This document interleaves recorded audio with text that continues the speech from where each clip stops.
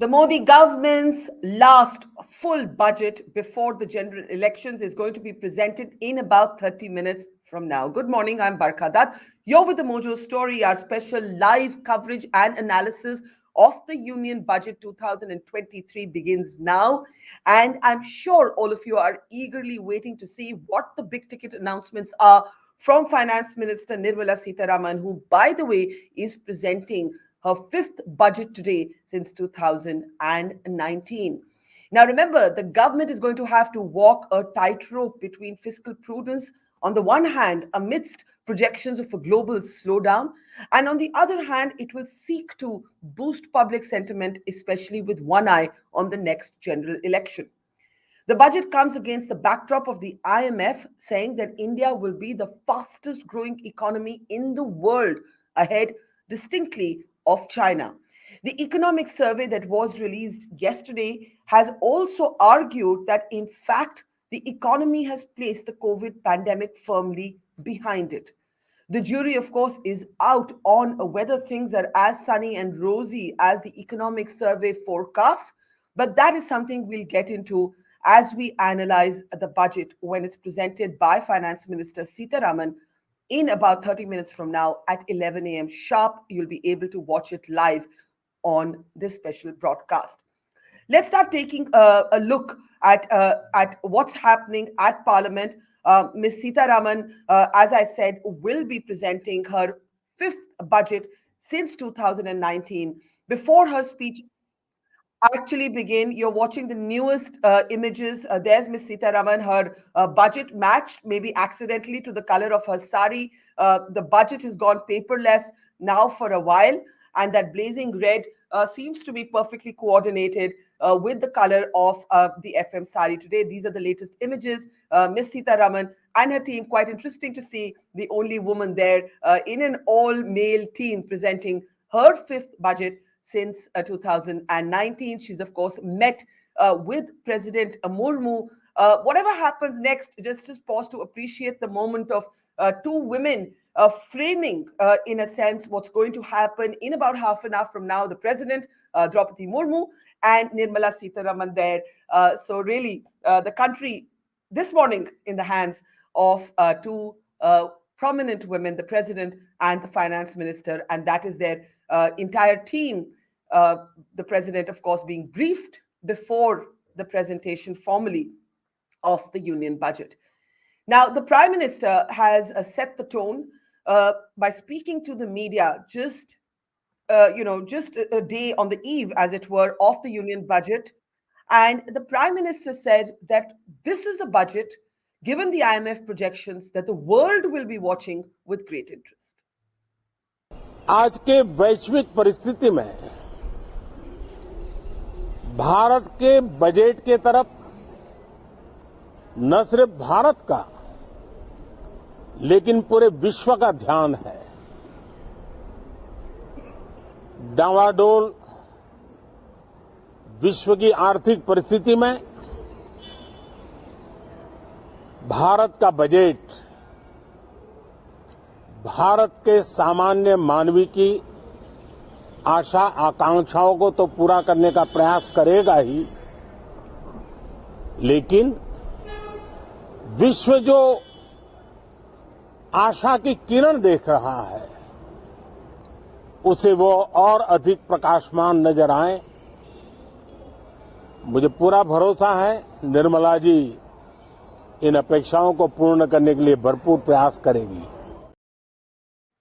All right, the Prime Minister speaking about the budget being an Asha Ki Kiran, a ray of hope. The economic survey is making the same optimistic argument as we wait for the Finance Minister to present the Union budget. Let's look at some of those key points made by the survey that is talking about a growth of 6.5% in the financial year of 2023 to 24.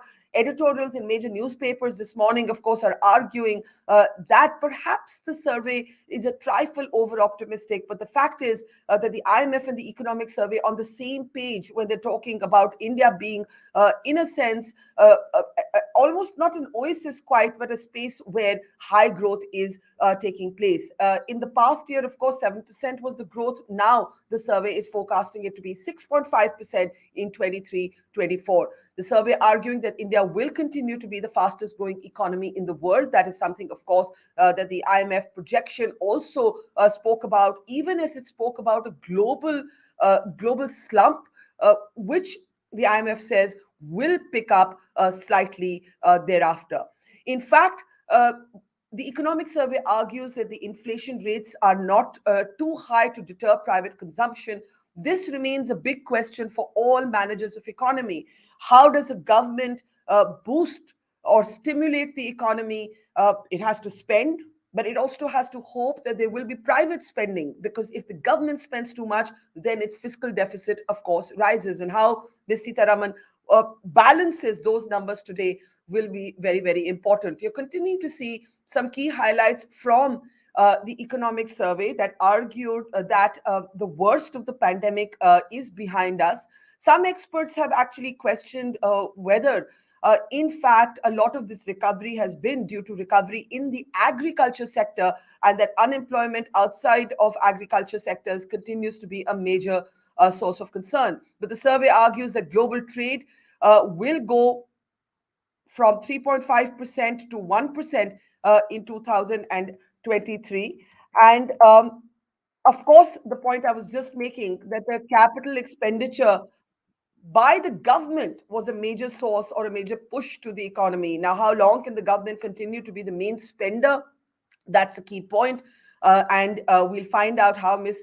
Sitharaman actually juggles those numbers as we look at what's happening. Those are images coming live from Parliament. All right, we are seeing the latest images from Parliament as Ms. Sitharaman is scheduled to present that budget in now about 20 minutes from now. And those images that you see are of the copies of the budget being carried into Parliament. There's Ms. Sitharaman arriving.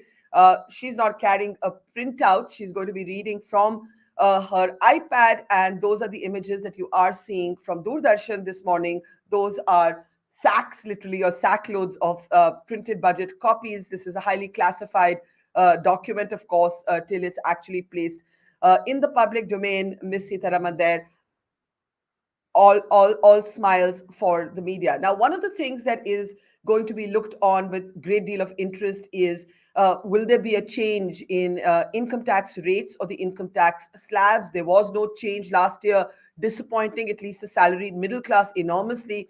Recently, Ms. Sitharaman referenced her own middle class background, leading to a fair amount of debate. Listen in.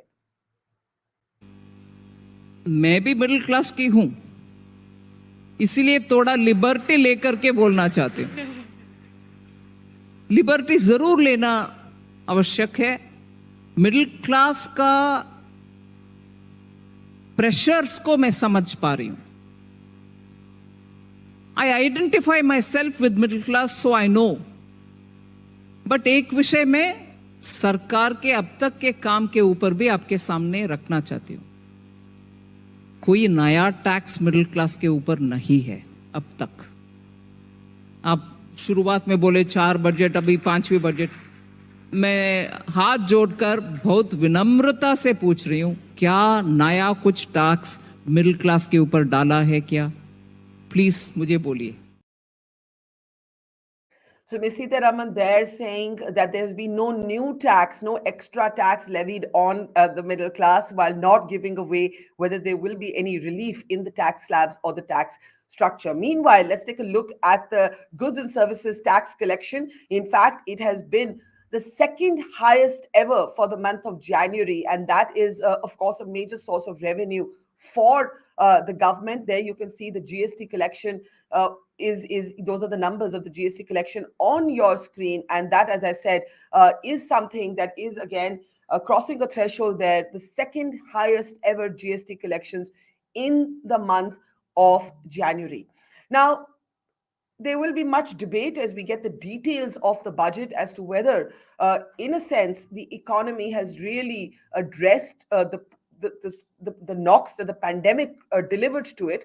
But in the meantime, the government will, of course, showcase these figures of the kind that you see on your screen. The second highest GST collection ever. The last time, or the only time it was higher than this, was in April 2022.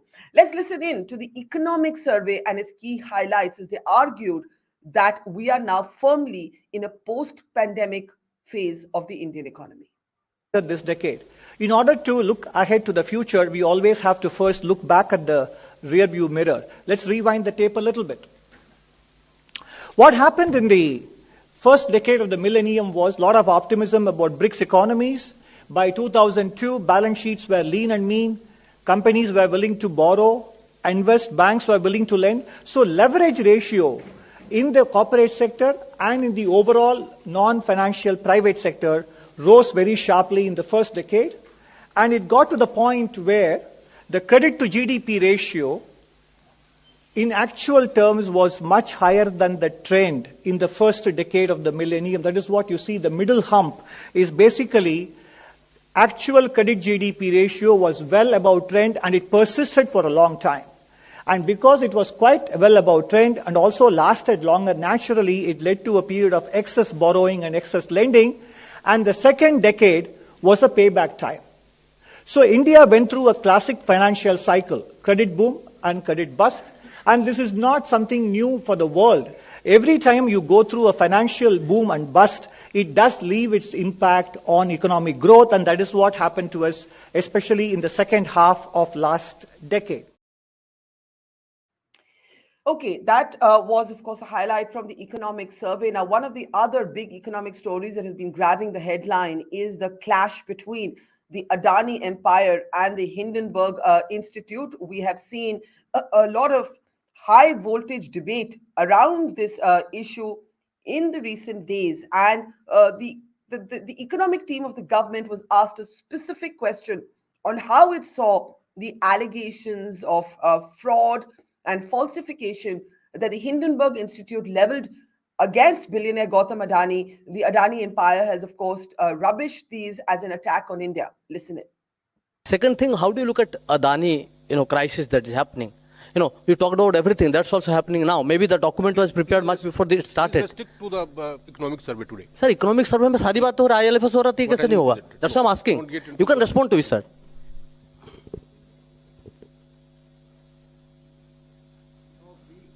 We don't comment on single companies in this economic survey, or for that matter, we don't follow corporate story. Okay, so no response, specific response there on the Adani controversy. That debate carries on in the media domain. Let's take a look at what might be the priority spending areas of the government. This is how the numbers stacked up in the last budget. Health was a major sector, of course. India was just emerging out of the pandemic, and this was the spending in the last budget on the health sector, on health research, and on COVID-19 vaccines.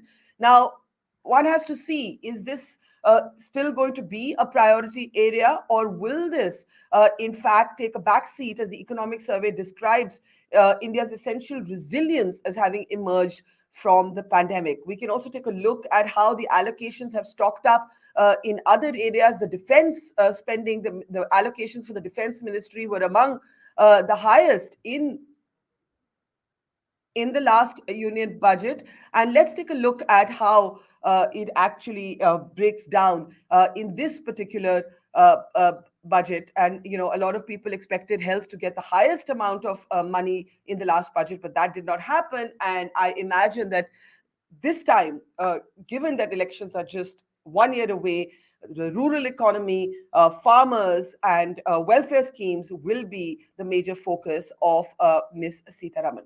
All right, if you've just joined us, in about 15 minutes from now, Nirmala Sitharaman will be presenting her fifth budget since 2019. The Prime Minister is saying that the world will be watching this budget. The IMF has called India a bright spot and has said that it will retain the growth at well over 6%. And global growth in parallel is in fact projected to dip. Now, the Indian economy and the Indian economic ecosystem cannot be untouched in the globalized world by that global slump. And therefore, for the finance minister, a key sort of challenge in the budget today will be how to insulate the Indian economy from that slump in the world economy while still continuing to stimulate the Indian growth story. Let's listen once again to what the Prime Minister had to say, and then we'll take you through the highlights of the economic survey once again. This is the Prime Minister arguing that this budget, the Modi government's last full budget before the next general elections in 2024, is a budget that the world will be watching. Prime Minister Modi speaking on the eve of the budget. आज के वैश्विक परिस्थिति में भारत के budget के तरफ न सिर्फ भारत का लेकिन पूरे विश्व का ध्यान है। डावाडोल विश्व की आर्थिक परिस्थिति में भारत का बजट भारत के सामान्य मानवी की आशा आकांक्षाओं को तो पूरा करने का प्रयास करेगा ही, लेकिन विश्व जो आशा की किरण देख रहा है उसे वो और अधिक प्रकाशमान नजर आए। मुझे पूरा भरोसा है निर्मला जी इन अपेक्षाओं को पूर्ण करने के लिए भरपूर प्रयास करेंगी। Okay, in about 12 minutes from now or 13 minutes from now, Ms. Sitharaman will be presenting that budget, the fifth since 2019. But how did the budget allocation, just to clarify, these numbers are not today's budget. The budget still has to be presented. This is how the allocations were done in the last budget, and the highest allocation was to the defense ministry, followed by Consumer Affairs, Food and Public Distributions Ministry. We're looking at the allocations, where the government money, the government allocations went when we break it down ministry-wise. That's what you're seeing. These are numbers from the previous budget, and it would be interesting to do a comparative study on how those numbers are differentiated this year. Infrastructure spending is likely to get a major push. Roads and railways, that is one space which not just creates jobs, but also, of course, strengthens the rural economy by creating a kind of a linkage between different parts of the country. So infra spending and infra push is going to be a key area of focus. The Ministry of Home Affairs, this is the allocation it got in the previous budget. We're just going to wait to see how, in the backdrop of a Revadi debate, remember the Prime Minister lashed out politically at some of the opposition parties for their freebies scheme. He was targeting in particular parties like the Aam Aadmi Party or the DMK in Tamil Nadu that have rolled out a series of measures that are often called freebies in political parlance. And the Prime Minister said that the BJP did not believe in Revadi culture. So given that, what are some of the welfare schemes and how populist can the budget afford to be? And, there will be a political impulse and there will be economic prudence. But in the meantime, here's what the Prime Minister said about what he called the Revadi culture in political economy of India today.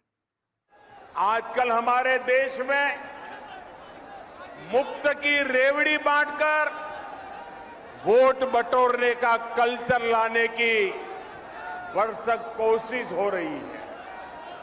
ये रेवड़ी culture देश के विकास के लिए बहुत घातक है।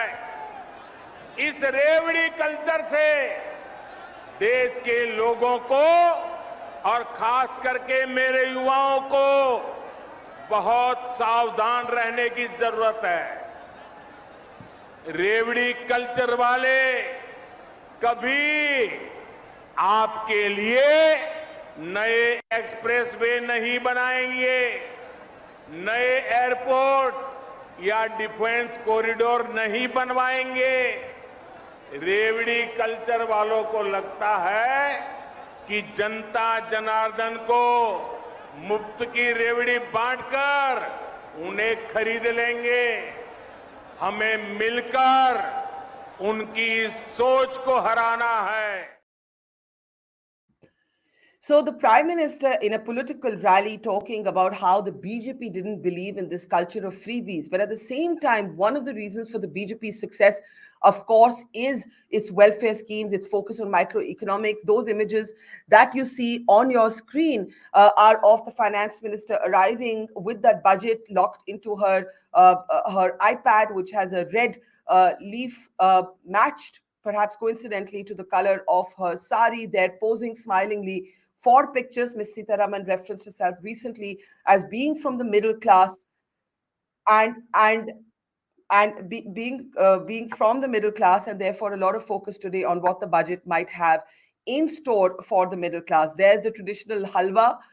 That's the traditional halwa that is routinely sort of, the pot is stirred, the cauldron is stirred, as it were, by the finance minister, whoever the finance minister may be, every year. This is a tradition that had to stop in the middle of the pandemic, and it's one of those rituals that has in fact now been revived, and that's the finance minister giving a little bit of that budget halwa to other members of her team. Now it's about 10:52. In 8 minutes from now, the finance minister will present the union budget, her fifth since 2019. Last year she spoke for an hour and a half. And that's a very interesting slide that we actually have on the screen. Excuse me. You can see the length of the FM's speeches. The longest were in 2019 and 20. Can we just go back to that slide for a second? No, the longest was in fact in 2020. It was a COVID year. There was a lot to talk about, a lot of social and economic distress. So that speech went on for 2 hours and 40 minutes, falling to an hour and 40 minutes in 21 and an hour and 30 minutes in 22. And we'll have to see how long that speech is. The traditional length is usually about an hour and 30 minutes. But as you can see, Ms. Sitharaman has often spoken well over that traditional stipulated length. So we will see how long she actually speaks this time. Before we cut across live to Parliament, let's take you through the key highlights presented by the economic survey that is forecasting India's growth at 6.5% for the year of 2023. The economic survey has presented an extremely sunny and optimistic assessment of the Indian economy, saying that the pandemic is now well and truly behind India. We will, after the finance minister's speech, debate whether this optimism is something that is rooted in structural reality. The fact is that the IMF has also spoken about India being now the fastest growing economy in the world, ahead of China, while there is a global decline. We'll also be keeping an eye on how the markets react to the budget. Remember, the markets have had to contend with the headlines around the Adani empire. Gautam Adani, billionaire, has come under sort of an attack that he calls an attack on India from the Hindenburg Institute, that has accused his empire of and his stocks of being falsely valued at a price. He's saying that they have said that the company is highly leveraged, that there's too much debt. Where did the money come from? If it wasn't mutual funds, how did he get so much money? And have also accused the Adani empire of tax havens and not being audited properly. The Adani empire has denied completely these allegations and have said that it's just an attempt by an American-based short seller, in other words, an institute that stands to gain if the stock value of Adani comes down. And they've said that there's therefore dubious intent, and this is an orchestrated attack, not just on Adani, but on the Indian markets. And we will, of course, have to see how the markets react to the budget. Now, in the meantime, we're continuing to see some of the spaces that the government has prioritized for its spending. Not surprisingly, the PM Kisan program got a big amount of allocation, as did the Jal Jeevan Mission. While the Prime Minister has personally lambasted the freebies politics of rival opposition parties in the states in particular, the government itself has made microeconomics and welfare spending a key part of its politics. In Uttar Pradesh, for example, free rations and those ration bags had the Prime Minister and the Chief Minister Yogi Adityanath's face on them. This proved to be a major point of recall in the state elections. Before that, the Prime Minister's decision to spend on welfare schemes like toilets for women or gas cylinders, these have been extremely sort of politically effective schemes. Apart from being schemes that should be welcomed, they have been politically extremely sort of critical to the different ingredients that make up the Modi brand of politics. It's not any one thing, but certainly the microeconomic push has been a major element of that. And those are some of the spaces in which the government spending was prioritized for the last budget. Where will the emphasis be this time is is something we'll have to see. Now, of course, the politics will follow the economics, and let's give you a flavor of what happened last time when charges were traded on the floor of the House. Formal sector में monopolies बन रही हैं। किसी भी आप sector में देखिए, और सबसे दो मोनोपोलिस्ट के बारे में थोड़ा सा बोलूंगा। उसको वो कोरोना के समय अलग अलग वेरिएंट्स आते हैं ना, डेल्टा, ओमिक्रॉन, वो डबल ए वेरिएंट है, और वो पूरा का पूरा हिंदुस्तान की जो अर्थव्यवस्था है उसके अंदर फैल रहा है। लेकिन कांग्रेस में ऐसे लोग बैठे हैं जो कहते हैं, जो हमारे उद्यमी हैं उनके लिए कहते हैं, और आपको भी जानकर के आश्चर्य होगा, क्या कहते हैं? वो कहते हैं ये उद्यमी लोग कोरोना वायरस का वेरिएंट, बताइए क्या हो गया हमारे देश के उद्यमी, एक कोरोना वायरस के वेरिएंट है क्या? हम क्या बोल रहे हैं? 60 से 80 के दशक में क्या नैरेटिव होता था? कांग्रेस के ही सत्ता साथी, कांग्रेस के साथ रहकर के सुख भोगने वाले लोग, ये वही लोग पंडित नेहरू जी की सरकार को और श्रीमती इंदिरा गांधी जी की सरकार को क्या कहते थे? ये तो टाटा बिरला की सरकार है, इस सरकार को तो टाटा बिरला चला रहे हैं। 60 से 80 दशक तक यही बातें बोली जाती थी। Okay, so those were political charges, and if Ambani and Adani were in the crosshairs of the Modi Congress debate, can you imagine how much of that might find space today, given all the headlines around Gautam Adani? All right, it's about a couple of minutes to go. Let's look at critical areas of spending. This has been the expenditure on education as it's stacked up as a percentage of GDP. This is the spend by the government in the area of education. It will be interesting to see whether this figure significantly rises. It has gone up from 2.8% and then remained at 3.1%. This is how the government has spent on education. And it will be very interesting to see which area is prioritized. Remember, again and again, there are political dimensions to this budget. It is the last full budget to be presented by the Modi government before the 2024 elections. Quickly, as we wait for Nirmala Sitharaman to begin her speech, the President opening the budget session of Parliament. माननीय सदस्यगण, मैं आज इस सत्र के माध्यम से देशवासियों का आभार व्यक्त करती हूँ कि उन्होंने लगातार 2 बार एक स्थिर सरकार को चुना है। मेरी सरकार ने देश हित को सदैव सर्वोपरि रखा। नीति रणनीति में संपूर्ण परिवर्तन की इच्छा शक्ति दिखाई।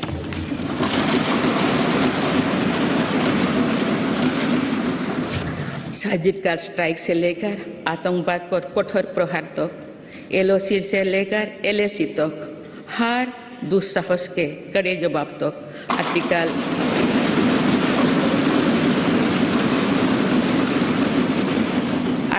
370 को हटाने से लेकर 3 तलाक तक मेरी सरकार की पहचान एक निर्णायक सरकार की रही है। स्थिर और निर्णायक सरकार होने का लाभ हमें 100 साल की सबसे बड़ी आपदा और उसके बाद बनी परिस्थितियों से निपटने में मिल रहा है। दुनिया में जहां भी राजनीतिक अस्थिरता है, वह देश आज भीषण संकट से घिरे हैं। लेकिन मेरे सरकार ने राष्ट्रहित में जो भी निर्णय किए, उससे भारत का बाकी दुनिया से बहुत बेहतर स्थिति में है।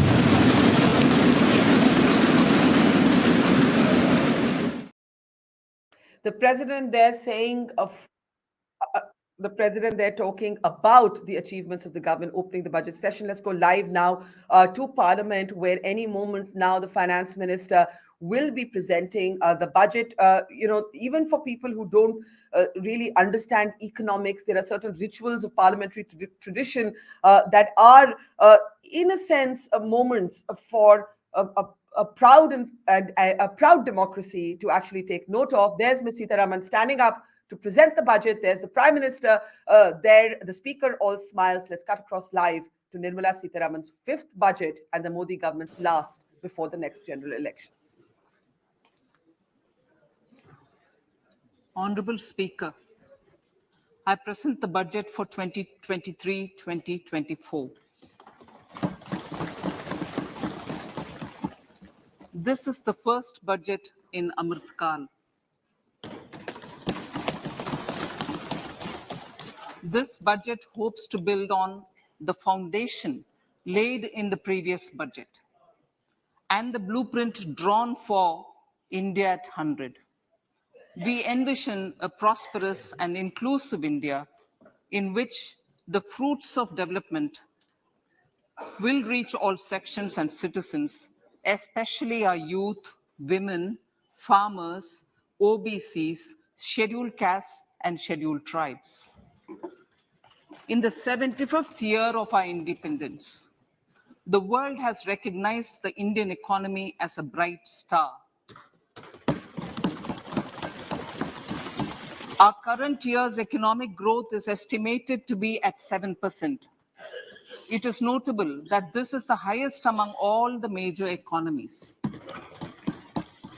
This is in spite of the massive slowdown globally caused by COVID-19 and the war. The Indian economy is therefore on the right track, and despite a time of challenges, heading towards a bright future. Today, as Indians stand with their head held high and the world appreciates India's achievements and successes, we are sure that elders who had fought for India's independence will, with joy, bless us in our endeavors going forward as well. Our focus on wide-ranging reforms and sound policies implemented through Sabka Prayas, resulting in Jan Bhagidari and targeted support to those in need, helped us perform well in trying times. India's rising global profile is because of the several accomplishments: unique world-class digital public infrastructure, example, Aadhaar, CoWIN, and UPI. COVID vaccination drive in unparalleled scale and speed, proactive role in frontier areas such as achieving the climate-related goals, Mission Life, and National Hydrogen Mission. During the COVID-19 pandemic, we ensured that no one goes to bed hungry with a scheme to supply free food grains to over 80 crore persons for 28 months. Continuing our commitment to ensure food and nutritional security, we are implementing from 1st January 2023 a scheme to supply free food grain to all Antyodaya and priority households for the next 1 year. Under PM Garib Kalyan Anna Yojana, the entire expenditure of about 2 lakh crore will be borne by the central government. In these times of global challenges, the G20 presidency gives us a unique opportunity to strengthen India's role in the world economic order. With the theme of Vasudhaiva Kutumbakam, we are steering an ambitious, people-centric agenda to address global challenges and to facilitate sustainable economic development. The government's efforts since 2014 have ensured for all citizens a better quality of life and life of dignity. The per capita income has more than doubled to 1.97 lakh rupees. In these 9 years, the Indian economy has increased in size from being 10th to 5th largest in the world. We have significantly improved our position as well as a well-governed and innovative country with a conducive environment for business as reflected in several global indices.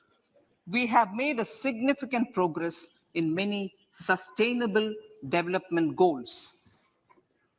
The economy has become a lot more formalized as reflected in the EPFO membership, more than doubling to 27 crore and rupees 7,400 crore digital payments of 126 lakh crore rupees through UPI in 2022. The efficient implementation of many schemes with universalization of targeted benefits has resulted in inclusive development. Some of the schemes are 11.7 crore household toilets under Swachh Bharat mission, which is achieved, 9.6 crore LPG connections under Ujjwala, 220 crore COVID vaccination of 102 crore persons, 47.8 crore PM Jan Dhan bank accounts, insurance cover for 44.6 crore persons under PM Suraksha Bima and PM Jeevan Jyoti Yojana, and cash transfer of 2.2 lakh crores of rupees to 11.4 crore to over 11.4 crore farmers under PM Kisan Samman Nidhi. Our vision for the Amritkal includes technology-driven and knowledge-based economy with strong public finances and a robust financial sector. To achieve this, Jan Bhagidari through Sabka Saath Sabka Prayas is essential. The economic agenda for achieving this vision focuses on three things. First, facilitating ample opportunities for citizens, especially the youth, to fulfill their aspirations. Second, providing strong impetus to growth and job creation. And third, strengthening macroeconomic stability. To service these focus areas in our journey to India at 100, we believe that the following four opportunities can be transformative during Amritkal. Economic empowerment of women. Deen Dayal Antyodaya Yojana National Rural Livelihood Mission has achieved remarkable success by mobilizing rural women into 81 lakh self-help groups. We will enable these groups to reach of economic empowerment through formation of large producer enterprises or collectives, with each having several thousand members and managed professionally. They will be helped with raw materials supply and for better design, quality, branding, and marketing of their products. Through supporting these policies, they will be enabled to scale up their operations to serve the large consumer markets, as has been the case with the several startups growing into unicorns. PM Vishwakarma Kaushal Samman, PM Vikas. For centuries, traditional artisans and craftspeople who work with their hands using tools have brought renown for India. They're generally referred to as Vishwakarma. The art and the handicraft created by them represents the true spirit of Atmanirbhar Bharat. For the first time, a package of assistance for them has been conceptualized. The new scheme will enable them to improve the quality, scale, and reach of their products, integrating them with the MSME value chain. The components of the scheme will include not only financial support, but also access to advanced skill training, knowledge of modern digital techniques, and efficient green technologies, brand promotion, linkage with local and global markets, digital payments, and social security. This will greatly benefit the scheduled castes, scheduled tribes, OBCs, women, and people belonging to the weaker sections. Tourism. The country offers immense attraction for domestic as well as foreign tourists. There is a large potential to be tapped in tourism. The sector holds huge opportunities for jobs and entrepreneurship for youth in particular. Promotion of tourism will be taken up on mission mode with active participation of states, convergence of government programs, and public-private partnerships. Green growth. We are implementing many programs for green fuel, green energy, green farming, green mobility, green buildings, and green equipment, and policies for efficient use of energy across various economic sectors. These green growth efforts help in reducing carbon intensity of the economy and provides for large-scale green job opportunities.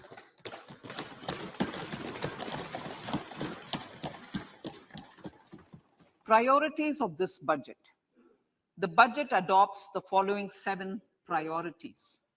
They complement each other and act as the Saptarishi guiding us through the Amritkal. Inclusive development, reaching the last mile, infrastructure and investment, unleashing the potential, green growth, youth power, and financial sector. I now speak on the priority number 1, inclusive development. The government's philosophy of Sabka Saath, Sabka Vikas has facilitated inclusive development covering in specific farmers, women, youth, OBCs, scheduled castes, scheduled tribes, Divyangjan, and economically weaker sections, and overall priority for the underprivileged, Vanchiton ko Variyata. There has also been a sustained focus on Jammu Kashmir, Ladakh, and the Northeast. This budget builds on those efforts. Digital public infrastructure for agriculture. Digital public infrastructure for agriculture will be built as an open source, open standard, and interoperable public good. This will enable inclusive farmer-centric solutions through relevant information services for crop planning and health, improved access to farm inputs, credit and insurance, help for crop estimation, market intelligence, and support for growth of agri-tech industry and startups.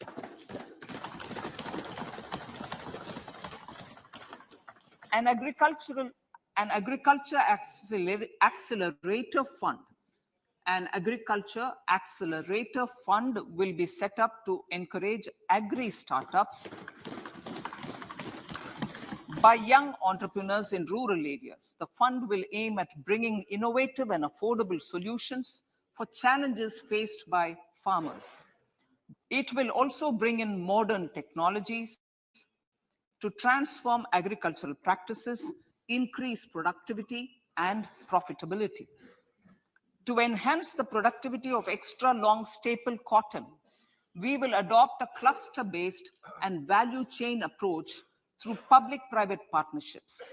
This will mean collaboration between farmers, state, and industry for input supplies, extension services, and market linkages. We will launch an Atmanirbhar Clean Plant program to boost availability of disease-free, quality planting material for high-value horticultural crops at an outlay of 2,200 crores. Global hub for millets which are Sri Anna. India is the forefront. India is at the forefront of popularizing millets, whose consumption furthers nutrition, food security, and welfare of farmers, said the Honorable Prime Minister. We are the largest producer and second largest exporter of Sri Anna in the world. We grow several types of Sri Anna, such as Sri Anna Jowar, Sri Anna Ragi, Sri Anna Bajra, Sri Anna Kutu, Ramdana, Kangni, Kutni, Kutki, Kodo, China, and Sama. These have a number of health benefits and have been an integral part of our food for centuries. I acknowledge with pride the huge service done by small farmers in contributing to the health of fellow citizens by growing these Sri Anna. Now, to make India a global hub for Sri Anna, the Indian Institute of Millet Research, ideally Indian Institute of the Sri Anna Research, Hyderabad, will be supported as the center of excellence for sharing best practices, research, and technologies at the international level. The agricultural credit target will be increased to 20 lakh crores with focus on animal husbandry, dairy, and fisheries. We will launch a new sub-scheme of PM Matsya Sampada Yojana, which is an existing scheme, but we'll launch a new sub-scheme with targeted investment of 6,000 crores to further enable activities of fishermen, fish vendors, and micro and small entrepreneurs, improve value chain efficiencies, and expand the market. For farmers, especially small and marginal farmers and other marginalized sections, the government is promoting cooperative-based economic development model. A new Ministry of Cooperation was formed with a mandate to realize the vision of Sahkar se Samriddhi. To realize this vision, the government has already initiated computerization of 63,000 primary agricultural credit societies with an investment of 2,516 crores. In consultation with all the stakeholders and the states, model bylaws for PACS were formulated, enabling them to become multi-purpose PACS. A national cooperative database is being prepared for countrywide mapping of cooperative societies. With this backdrop, we will implement a plan to set up massive decentralized storage capacity.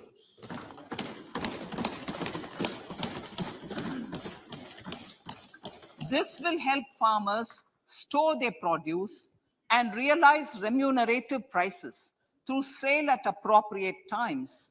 The government will also facilitate setting up of a large number of multi-purpose cooperative societies primary fishery societies, and dairy cooperative societies in uncovered panchayat and villages in the next 5 years.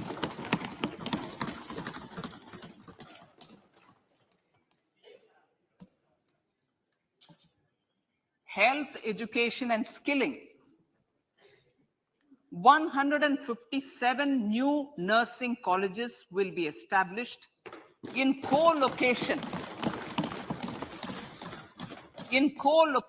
with the existing 157 medical colleges established since 2014.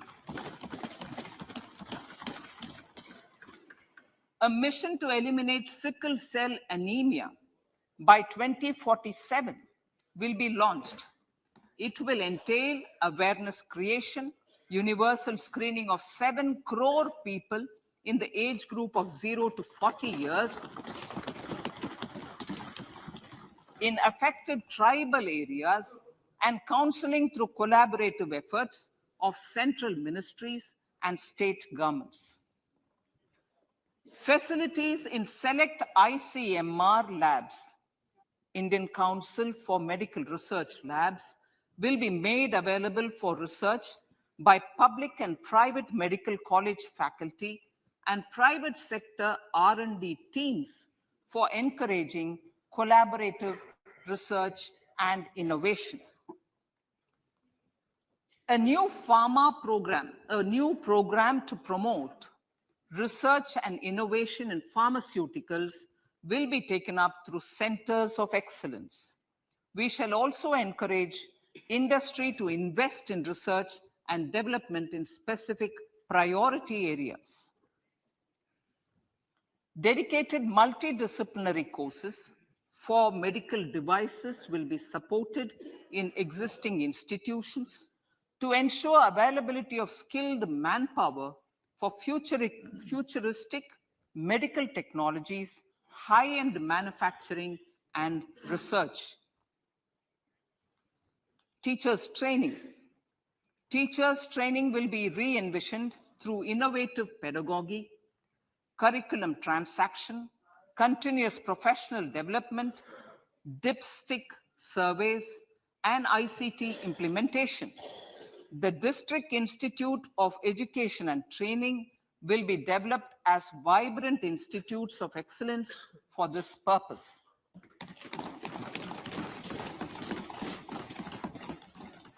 National Digital Library for Children and Adolescents. A National Digital Library for Children and Adolescents will be set up for facilitating availability of quality books across geographies, languages, genres, and levels, and device-agnostic accessibility.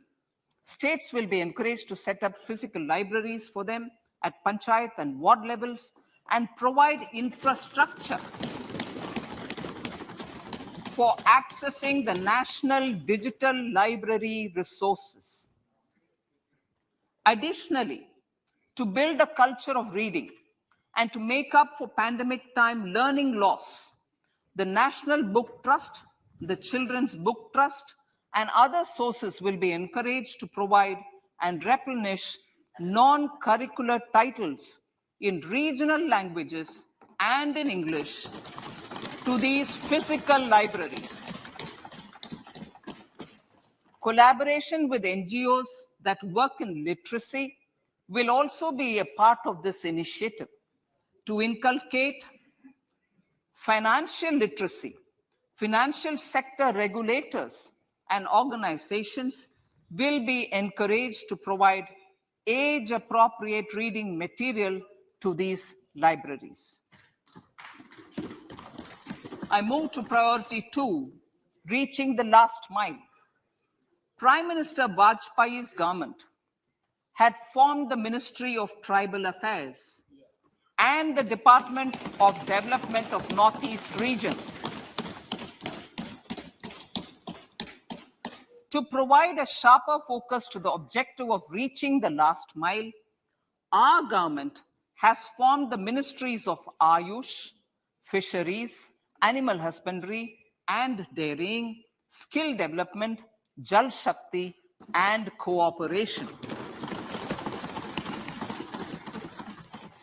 Building on the success of the Aspirational Districts program, the government has recently launched the Aspirational Blocks program, covering 500 blocks for saturation of essential government services across multiple domains such as health, nutrition, education, agriculture, water resources, financial inclusion, skill development, and basic infrastructure. Manya Speaker, sir, Pradhan Mantri PVTG, which is Primitive Vulnerable Tribal Groups Development Mission, is being launched. To improve socio-economic conditions of the particularly vulnerable tribal groups, the PVTGs as we refer them to, Pradhan Mantri PVTG Development Mission will be launched. This will saturate PVTG families and habitations with basic facilities such as safe housing, clean drinking water and sanitation, improved access to education, health, nutrition, road and telecom connectivity, and sustainable livelihood opportunities. An amount of 15,000 crores will be made available to implement the mission in the next 3 years under the Development Action Plan for the Scheduled Tribes. Ekalavya Model Residential Schools. In the next 3 years, Center will recruit 38,800 teachers and support staff for the 740 Ekalavya Model Residential Schools, which is serving 3.5 lakh tribal students.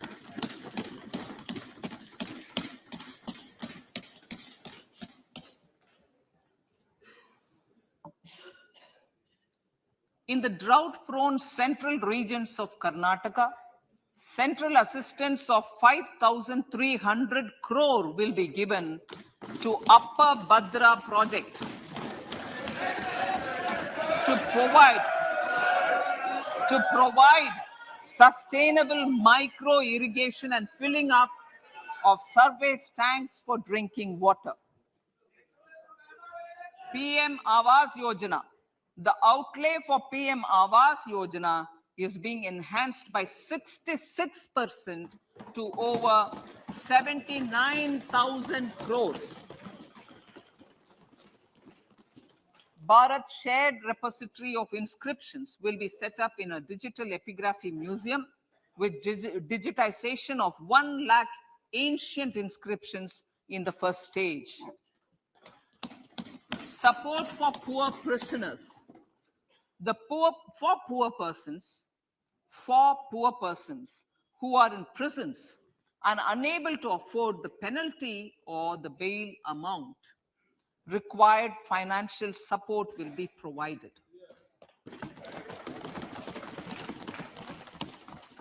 Priority number 3, infrastructure and investment. Investments in infrastructure and productive capacity have a large multiplier impact on growth and employment. After the subdued period of the pandemic, private investments are growing again. The budget takes the lead once again to ramp up the virtuous cycle of investment and job creation. Honorable Speaker, sir, the capital investment outlay is being increased steeply for the 3rd year in a row by 33% to 10 lakh crores, which would be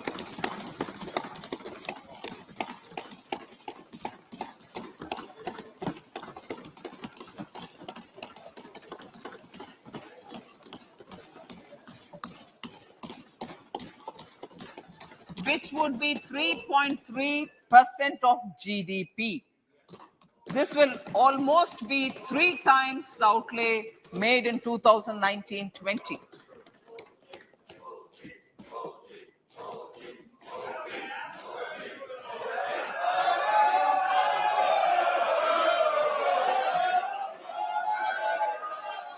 This substantial increase in recent years is central to the government's efforts to enhance growth potential and job creation, crowd in private investments, and provide a cushion against global headwinds.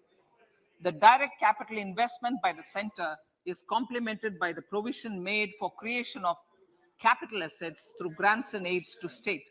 The effective capital expenditure of the center is budgeted at 13.7 lakh crore rupees, which will be 4.5% of GDP.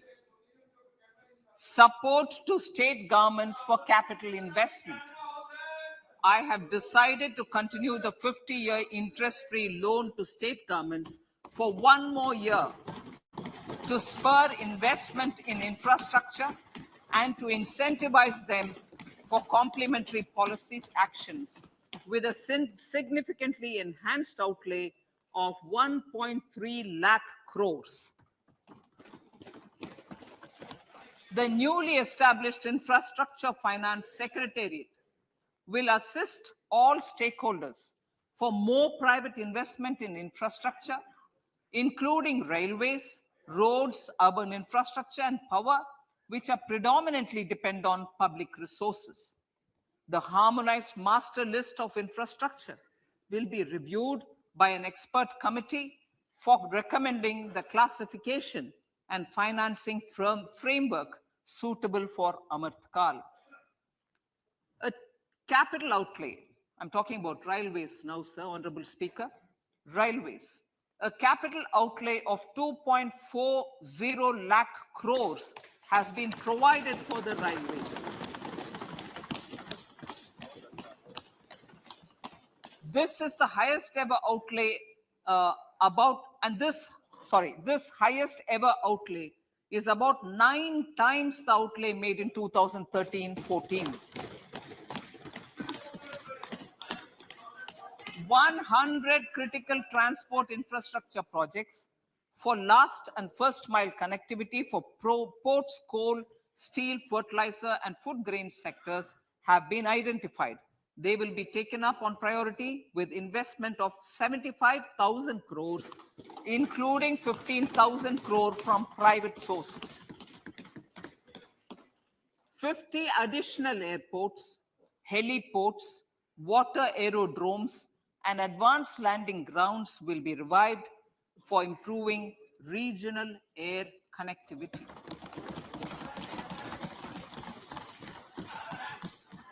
Sustainable cities for tomorrow.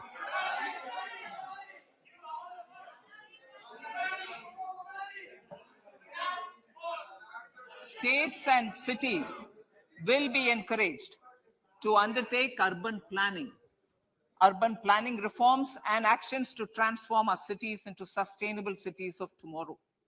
This means efficient use of land resources, adequate resources for urban infrastructure, transit-oriented development, enhanced availability and affordability of urban land, and opportunities for all.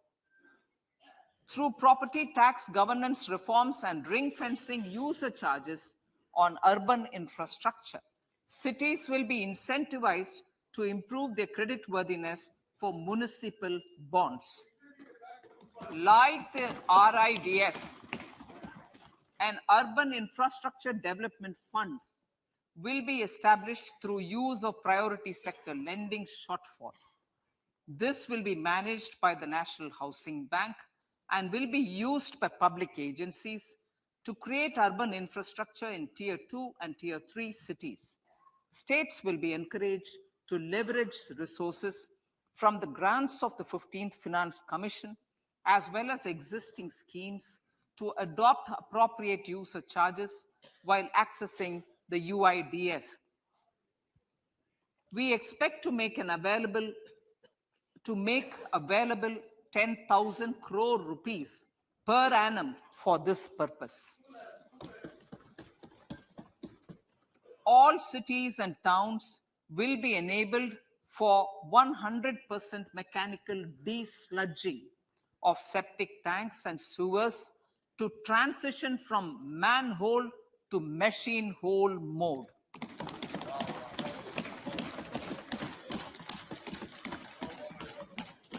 enhanced focus will be provided for scientific management of dry and wet waste. Honorable Speaker, sir, our Prime Minister had said, good governance is the key to a nation's progress.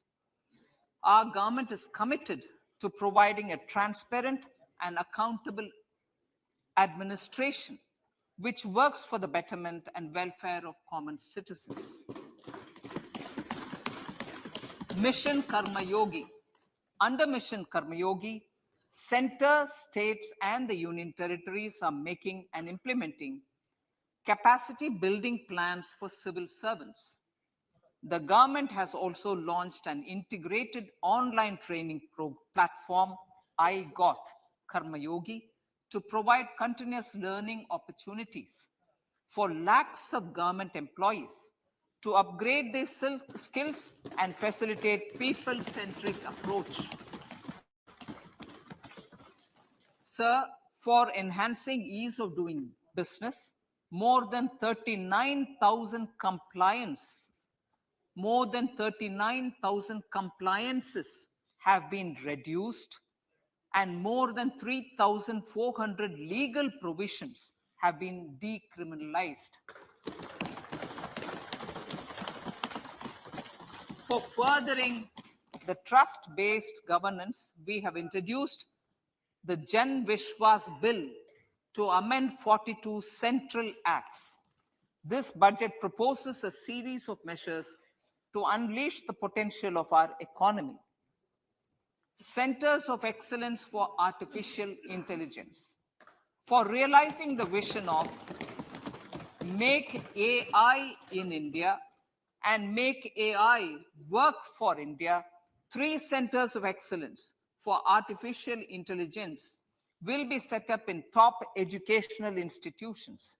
Leading industry players will partner in conducting interdisciplinary research, develop cutting-edge applications, and scalable problem solutions in the areas of agriculture, health, and sustainable cities. This will galvanize an effective AI ecosystem and nurture quality human resources in the field.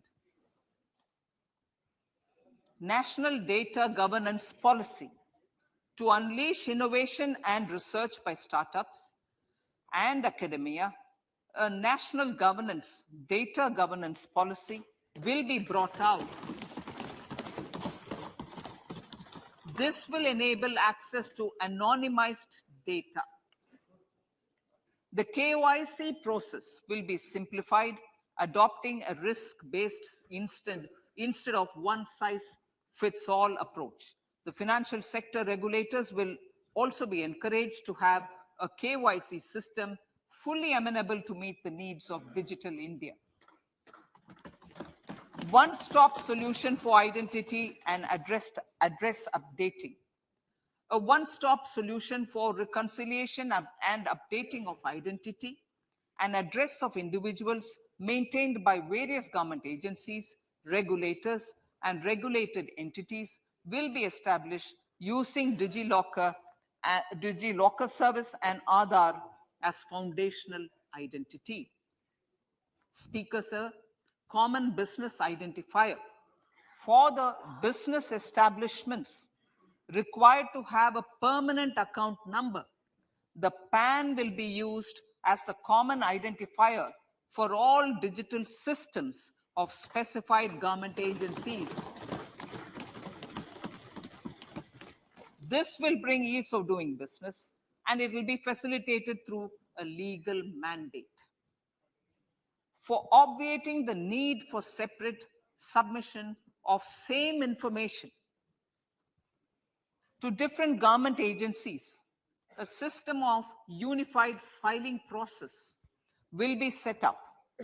Such filing of information or return in simplified forms on a common portal will be shared with other agencies as per the filer's choice. Vivad se Vishwas 1, relief for MSMEs.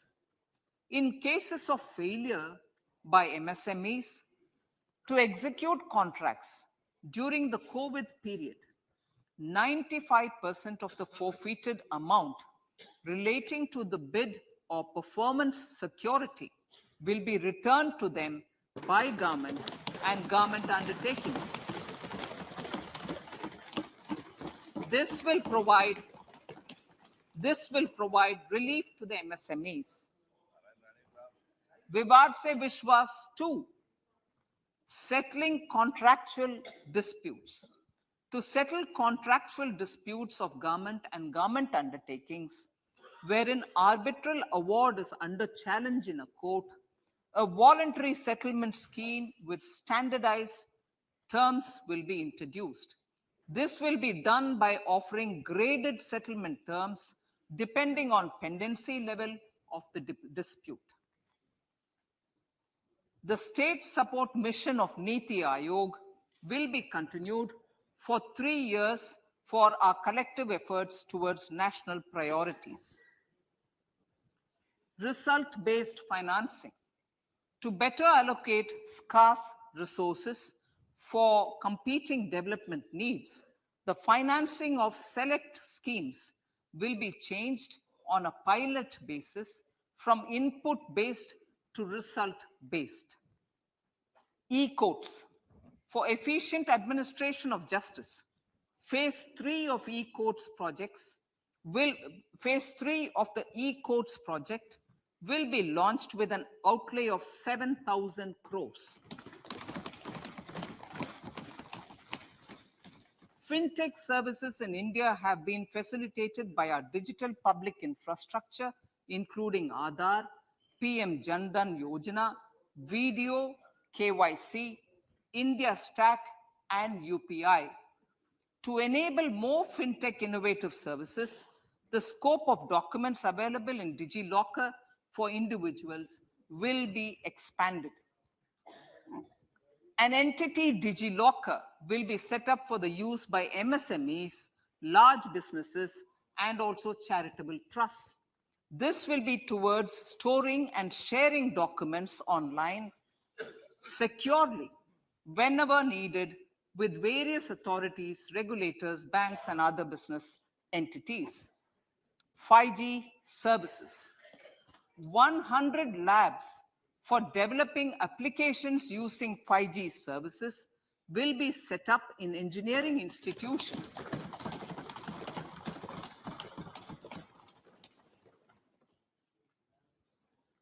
To realize a new range of opportunities, business models, and employment potential, the labs will cover, among others, applications such as smart classrooms, precision farming, intelligent transport systems, and healthcare applications. Lab-grown diamonds. Lab-grown diamonds is a technology and innovation-driven emerging sector with high employment potential. These environment-friendly diamonds, which have optically and chemically the same properties as natural diamonds. To encourage indigenous production of LGD, lab-grown diamond seeds and machines, and to reduce import dependency, a research and development grant will be provided to one of the IITs for 5 years. To reduce the cost of production, a proposal to review the custom duty on LGD seeds will be indicated in Part B of the speech. I come to the fifth priority, Honorable Speaker, sir, green growth. Honorable Prime Minister has given a vision for life or lifestyle for environment to spur a movement of environmentally conscious lifestyle. India is moving forward firmly for the Panchamrit, the net zero carbon emission by 2070 to usher in green industrial and economic transition. This budget builds on our focus on green growth. The recently launched National Green Hydrogen Mission, with an outlay of 19,700 crores, will facilitate transition of the economy to low carbon intensity, reduce in dependence on fossil fuel imports and make the country assume technology and market leadership in this sunrise sector. Our target is to reach an annual production of 5 MMT by 2030. Energy transition. This budget provides for 35,000 crores for priority capital investment towards energy transition and net zero objectives and energy security by Ministry of Petroleum and Natural Gas. To steer the economy on sustainable development path, battery energy storage systems with capacity of 4,000 MWH will be supported with viability gap funding. A detailed framework for pumped storage projects will also be formulated. Renewable energy evacuation. The interstate transmission system for evacuation and grid integration of 13 gigawatt renewable energy from Ladakh will be constructed with investment of 20,700 crores, including central support of 8,300 crores. Green Credit Program. For encouraging behavioral change, a green credit program will be notified under the Environment Protection Act. This will incentivize environmentally sustainable and responsive actions by companies, individuals, and local bodies, and help mobilize additional resources for such activities. PM Program for Restoration, Awareness, Nourishment, and Amelioration of Mother Earth, PM Pranam, will be launched to incentivize states and union territories to promote alternative fertilizers and balanced use of chemical fertilizers. Go Bardhan Scheme. 500 new waste to wealth plants under Go Bardhan, galvanizing organic bio-agro resources done. Go Bardhan scheme will be established for promoting circular economy.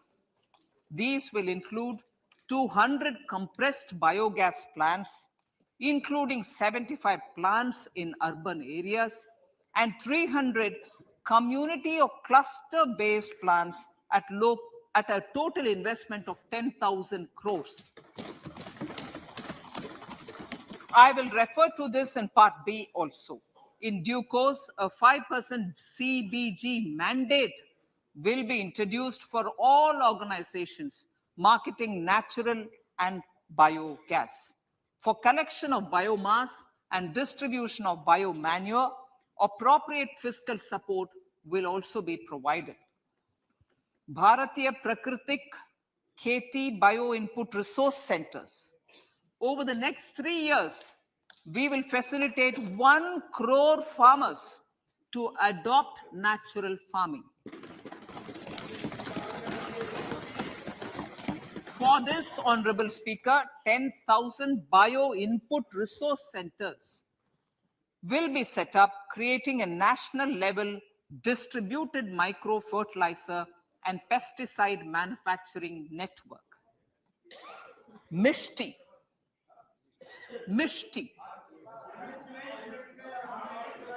Building on India's success in afforestation, mangrove initiative for shoreline habitats and tangible incomes, Mishti, will be taken up for mangrove plantation along the coastline and on salt pan lands wherever feasible through convergence between Manrega, Campa Fund and other sources. Amrit Dharohar. Wetlands are vital ecosystems which sustain biological diversity. In his latest Mann Ki Baat, the Prime Minister said, now, I quote, now the total number of Ramsar sites in our country has increased to 75, whereas before 2014, there were only 26, unquote. Local communities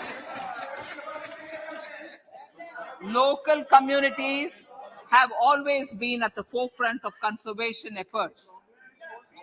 The government will promote their unique conservation values through Amrit Dharohar, a scheme that will be implemented over the next 3 years to encourage optimal use of wetlands and enhance biodiversity, carbon stock, ecotourism opportunities, and income generation for local communities.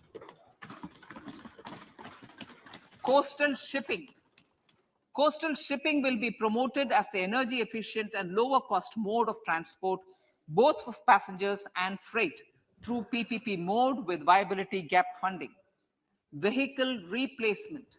Vehicle replacement is an important continuing policy, replacing the old political,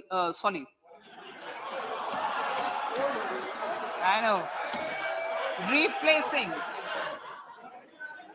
absolutely, thank you. Replacing old polluting vehicles. Maybe applicable, right? Replacing old polluting vehicles is an important part of greening our economy. In furtherance of the vehicle scrapping policy mentioned in Budget 21-22, I have allocated adequate funds to scrap old vehicles of the central government. States will also be supported in replacing old vehicles and old state ambulances. Honorable Speaker, sir, I move to priority 6, youth power. To empower our youth and help the Amrit PD realize their dreams, we have formulated the National Education Policy, which is very wide in its scope, but one of the things is also to focus on skilling, adopted economic policies that facilitate job creation at scale and have supported business opportunities. Pradhan Mantri Kaushal Vikas Yojana. Pradhan Mantri Kaushal Vikas Yojana 4.0 will be launched to skill lakhs of youth within the next 3 years. On-job training, industry partnership, and alignment of courses with needs of industry will be emphasized.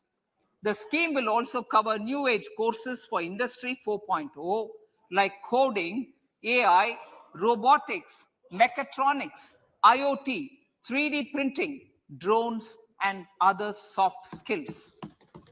To skill youth for international opportunities, 30 Skill India International Centers will be set up across different states.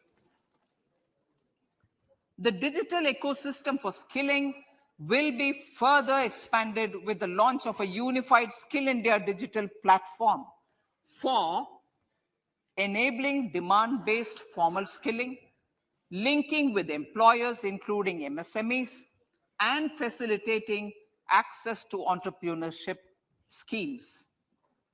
To provide stipend support to 47 lakh youths in 3 years, direct benefit transfer under a pan-India national apprenticeship promotion scheme will be rolled out. Tourism. Honorable Speaker, sir, with an integrated and innovative approach, at least 50 destinations will be selected through challenge mode. In addition to aspects such as physical connectivity, virtual connectivity, tourist guides, high standards for food streets, and tourist security, all the relevant aspects would be made available on an app to enhance tourist experience. Every destination would be developed as a complete package. The focus of development of tourism would be on domestic as well as foreign tourists.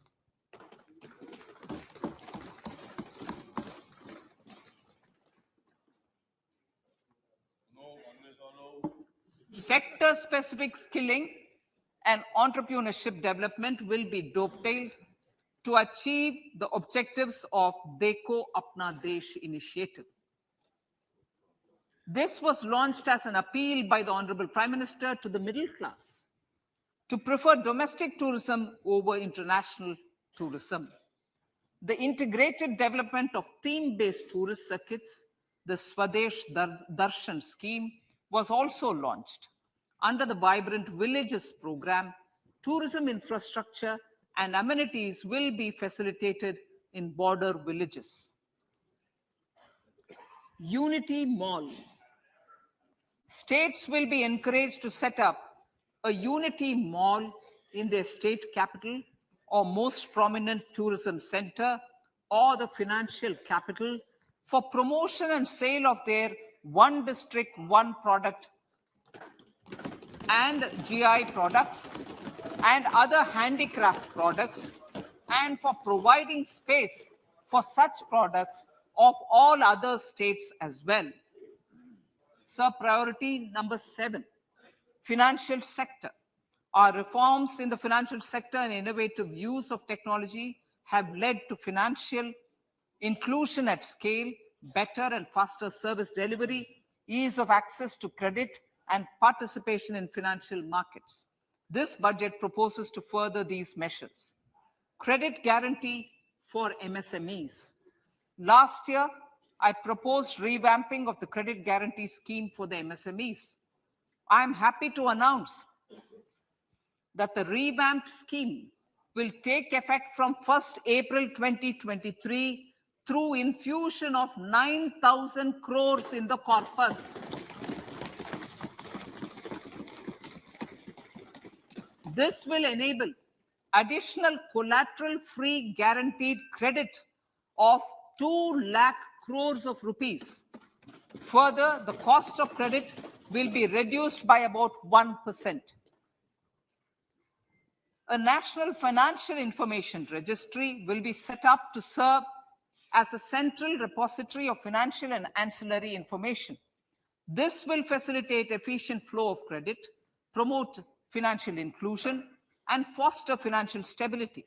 A new legislative framework will govern this credit public infrastructure and will be designed in consultation with the RBI.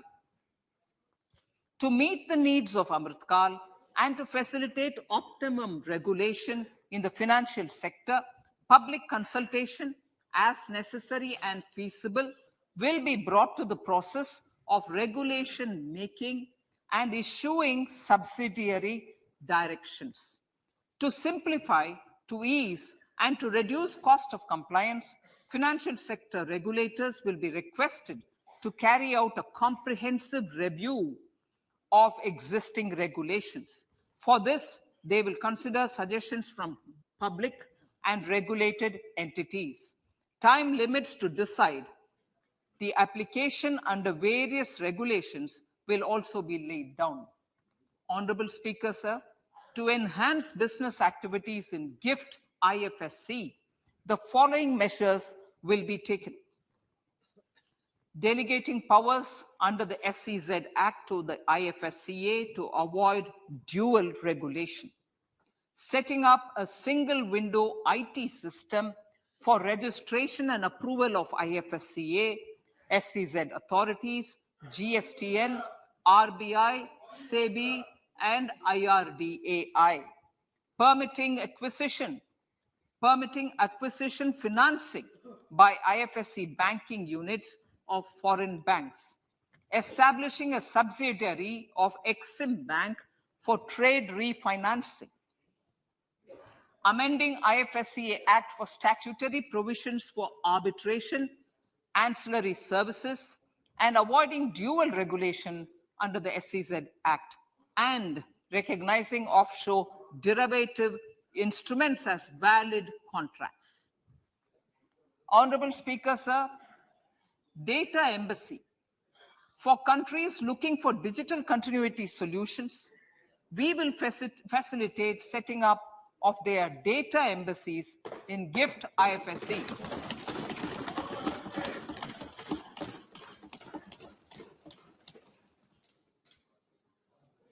improving governance and investor protection in banking sector. To improve bank governance and enhance investors' protection, certain amendments to the Banking Regulation Act, the Banking Companies Act, and the Reserve Bank of India Act are being proposed. Capacity building in securities market.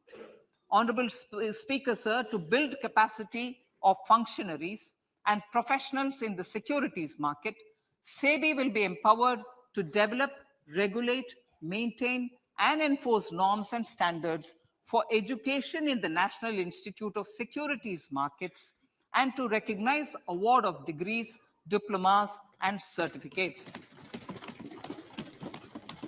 A central processing center will be set up for faster response to companies through centralized handling of various forms filed with field officers under the Companies Act. Reclaiming of shares and dividends. For investors to reclaim unclaimed shares and unpaid dividends from the Investor Education and Protection Fund Authority with ease, from the Investor Education and Protection Fund Authority with ease, an integrated IT portal will be established. Digital payments continue to find wide acceptance.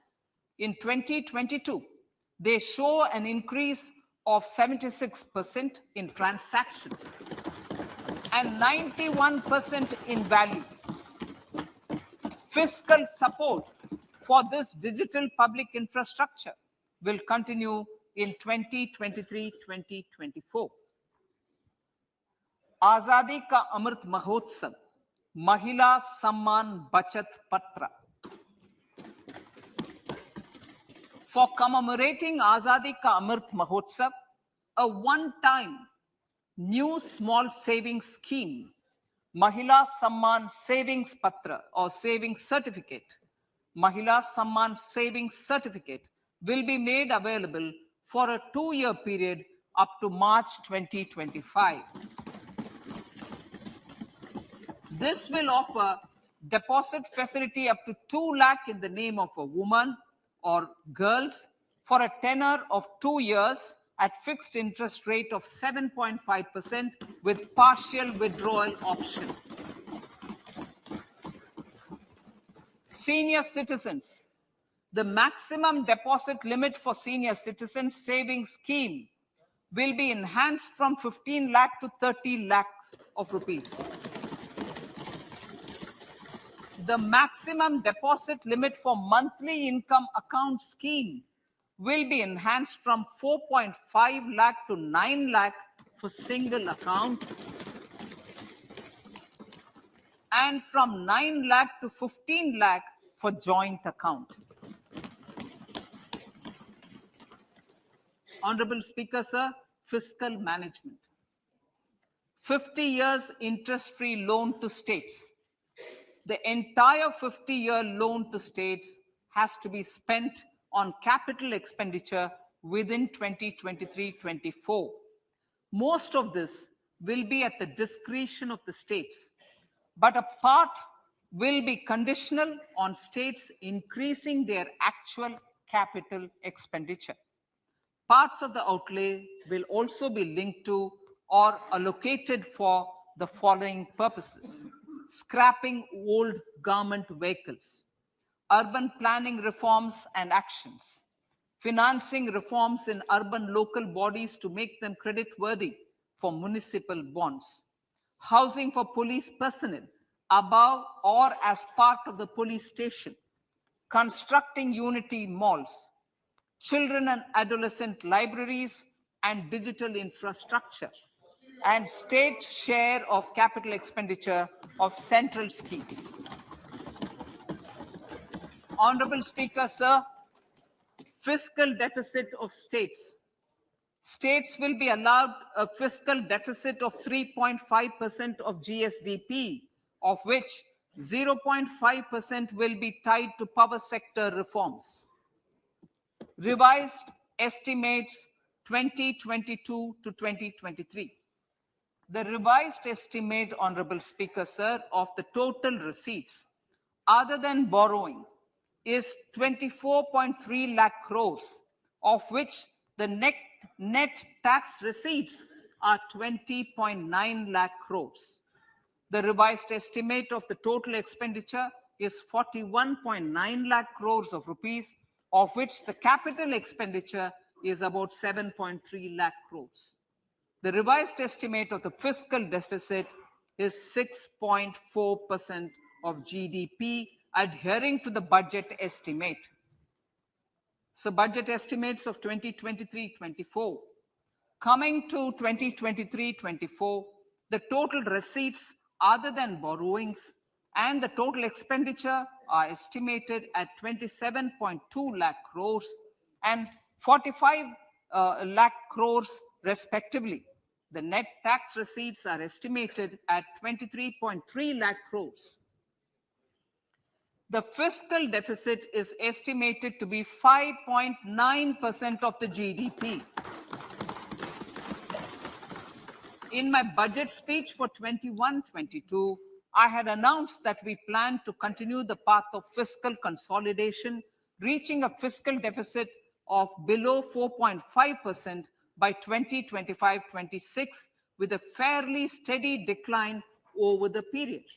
We have adhered to this path, and I reiterate my intention to bring the fiscal deficit below 4.5% of GDP by 2025-26. To finance the fiscal deficit in 2023-24, the net market borrowings from dated securities are estimated at 11.8 lakh crores. The balance financing is expected to come from small savings and other sources. The gross market borrowings are estimated at 15.43 lakh crores of rupees. Honorable Speaker, sir, I now move to Part B.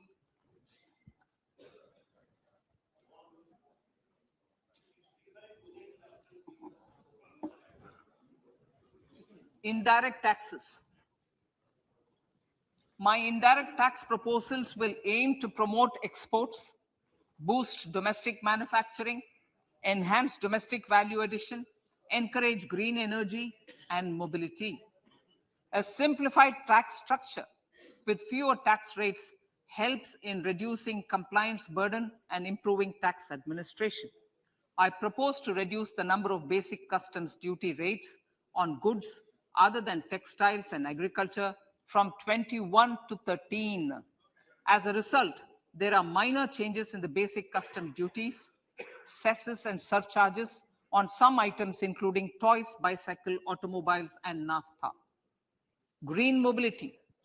To avoid cascading of taxes on blended compressed natural gas, I propose to exempt excise duty on GST paid compressed biogas contained in it. To further provide impetus to green mobility, customs duty exemptions is being extended to import of capital goods and machinery required for manufacture of lithium-ion cells for batteries used in electrical vehicles as well. Electronics. As a result of various initiatives of the government, including phased manufacturing program, mobile phone production in India has increased from 5.8 crore units valued at about 18,900 crore in 2014-15 to 31 crore units valued at 2,75,000 crore in the last financial year. To further deepen domestic value addition in manufacturing of mobile phones, I propose to provide relief to customs duty. I propose to provide relief in customs duty on import of certain parts and inputs like camera lens and continue the concessional duty on lithium-ion cells for batteries for another year. Similarly, to promote value addition in manufacture of televisions, I propose to reduce the basic customs duty on parts of open cells of TV panels to 2.5%. Electrical. To rectify inversion of duty, To rectify inversion of duty structure and encourage manufacturing of electric kitchen chimneys, the basic custom duty on electric kitchen chimney is being increased from 7.5% to 15%, and that on heat coils for these is proposed to be reduced from 20% to 15%. Chemicals and petrochemicals. Denatured ethyl alcohol is used in chemical industry. I propose to exempt basic customs duty on it. This will also support the ethanol blending program and facilitate an endeavor for energy transition. Basic customs duty is also being reduced on acid grade fluorospar from 5% to 2.5% to make the domestic fluorochemicals industry competitive. Further, the basic customs duty on crude glycerin for use in manufacture of epichlorohydrin is proposed to be reduced from 7.5% to 2.5%.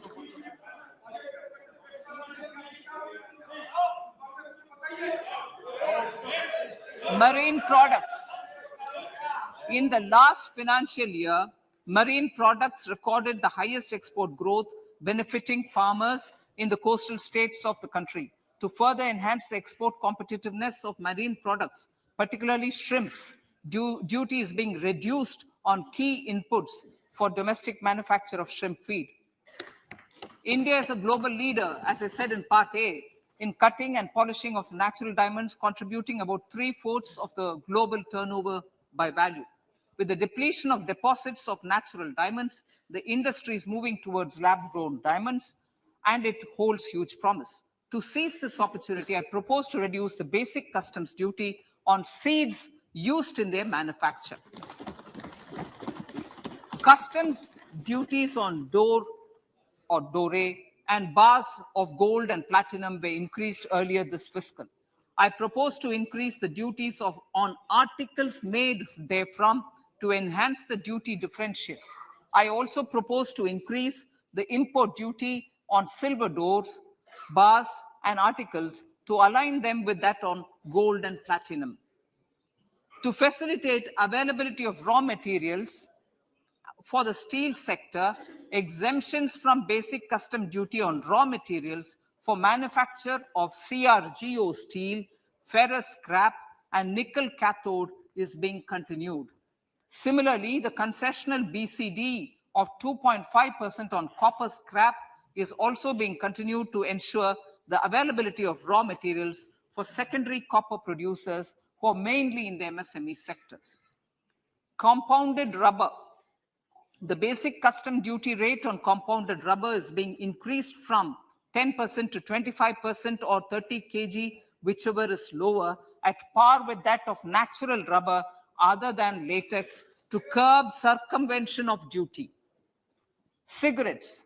National calamity contingent duty on specified cigarettes was last revised 3 years ago. This is proposed to be revised upwards by about 16%. Direct taxes. I now come to my direct tax proposals. Honorable Speaker, these proposals aim to maintain continuity and stability of taxation, further simplify and rationalize various provisions to reduce the compliance burden, promote the entrepreneurial spirit, and provide tax relief to citizens. It has been constant endeavor of the Income Tax Department to improve taxpayers' services by making compliance easy and smooth. Our taxpayers portal received a maximum of 72 lakh returns in a day, processed more than 6.5 crore returns this year. Average processing period reduced from 93 days in financial year 13-14 to 16 days only now. And 45% of the returns were processed within 24 hours. We intend to further improve this, roll out the next generation common IT return form for taxpayer convenience, and also plan to strengthen the grievance redressal mechanism. MSMEs and professionals. MSMEs are growth engines of our economy.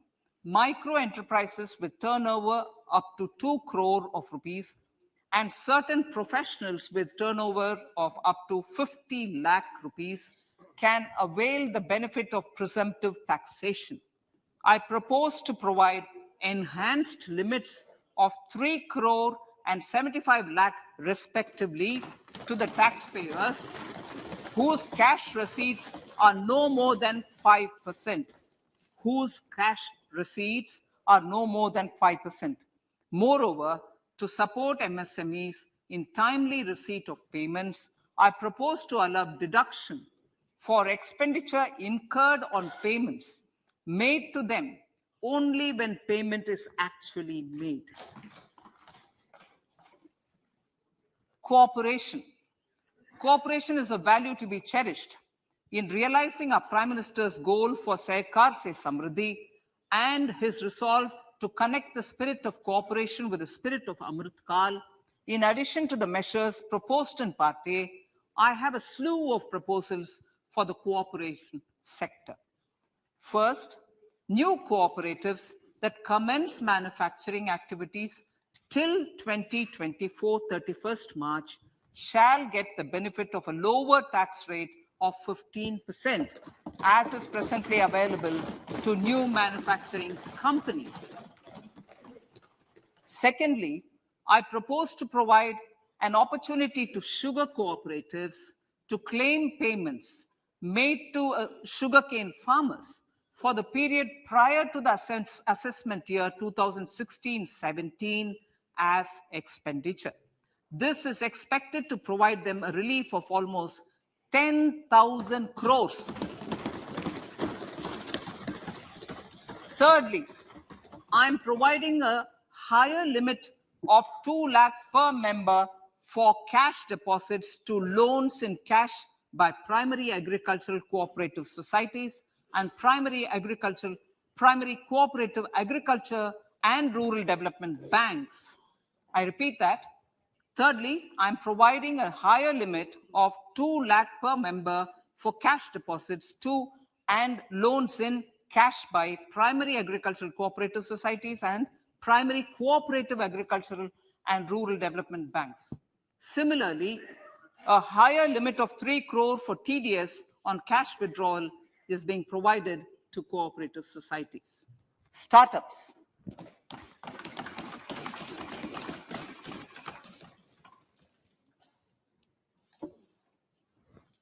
Entrepreneurship is vital for a country's economic development. We have taken a number of measures for startups and they have borne results. India is now the third largest ecosystem for startups globally and ranks second in innovation quality among middle-income countries. I propose to extend the date of incorporation for income tax benefits to startups from 31/3/2023 to 31/3/2024. I further propose to provide the benefit of carry forward of losses on change of shareholding of startups from 7 years of incorporation to 10 years.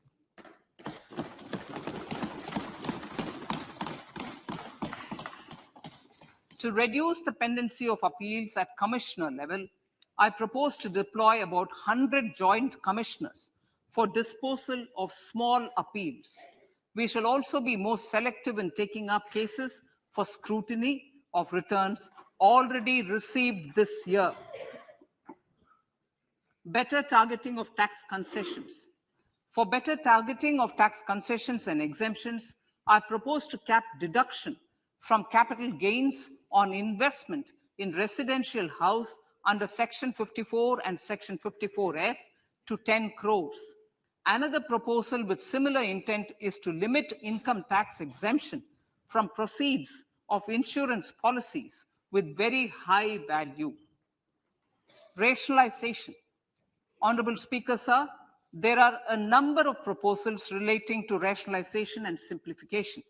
Income of authorities, boards, and commissions set up by statutes of union or state for the purpose of housing, development of cities, towns, and villages, and regulating and developing an activity or matter is proposed to be exempted from income tax. Other major measures in this direction are removing the minimum threshold of 10,000 for TDS and clarifying taxability relating to online gaming, not treating conversion of gold into electronic gold receipts and vice versa as capital gains, reducing the TDS rate from 30% to 20% on taxable portion of EPF withdrawals in non-PAN cases, and taxation on income for market-linked debentures. Other major proposals in the finance bill relate to the following: extension of period of tax benefits to funds relocating to IFSC, GIFT City till 31/3/2025, decriminalization under Section 276A of the Income Tax Act, allowing carry forward of losses on strategic disinvestment, including that of IDBI Bank, and providing EEE status to Agnivir Fund. Personal income tax.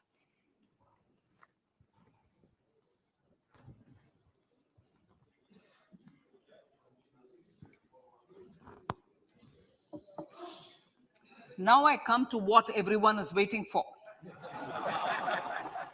Personal income tax. I have 5 major announcements to make in this regard. These primarily benefit our hard-working middle class. The first one concerns rebate. Currently, those with income up to 5 lakh do not pay any income tax in both old and new regimes.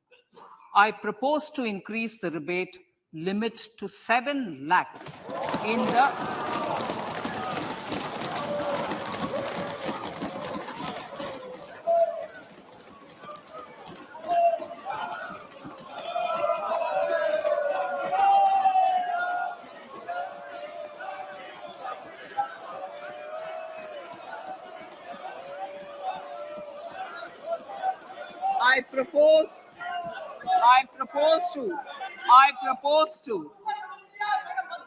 I propose to increase the rebate limit to 7 lakh in the new tax regime.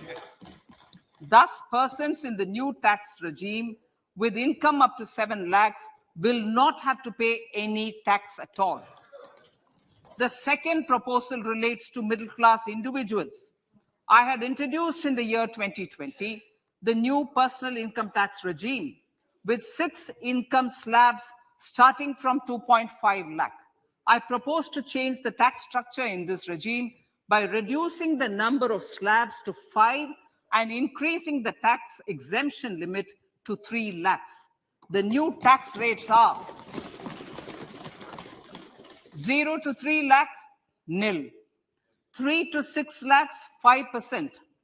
6 to 9 lakhs, 10%. 9 to 12 lakh, 15%. 12 to 15 lakhs, 20%. And above 15 lakhs, 30%. This will provide major relief to all taxpayers in the new regime. An individual with an annual income of 9 lakhs will be required to pay only 45,000 rupees. This is only 5% of his or her income. It is a reduction of 25% on what he or she is required to pay now. That is 60,000. So in the place of 60,000, it is now only 45,000. Similarly, an individual with an income of 15 lakh rupees would be required to pay only 1.5 lakh or 10% of his income or her income, a reduction of 20% from the existing liability of 1,87,500 rupees. My third proposal is for the salaried class and the pensioners, including family pensioners, for whom I propose to extend the benefit of standard deduction to the new tax regime. Each salaried person with an income of 15.5 lakh rupees or more will thus stand to benefit by 52,500 rupees. My fourth announcement in personal income tax is regarding the highest tax rate, which in our country is 42.74%. This is among the highest in the world. I propose to reduce the highest surcharge rate from 37% to 25% in the new tax regime.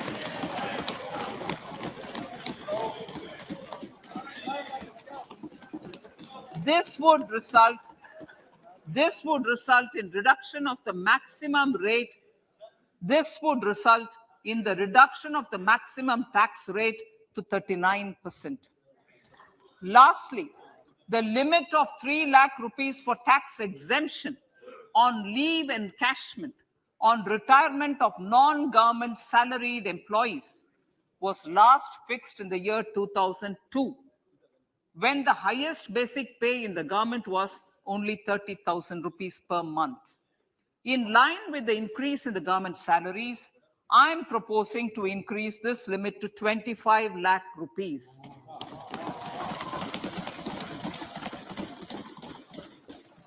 We are also making the new income tax regime as the default tax regime. However, citizens will continue to have the option to avail the benefit of the old tax regime. Apart from these, I'm also making some other changes as given in the annexure. As a result of these proposals, revenue of about 38,000 crore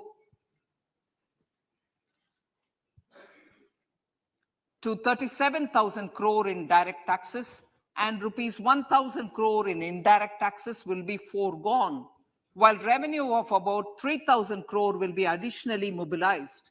Thus, the total revenue foregone is about 35,000 crores annually. Honorable Speaker, sir, with these words, I commend the budget to this August House.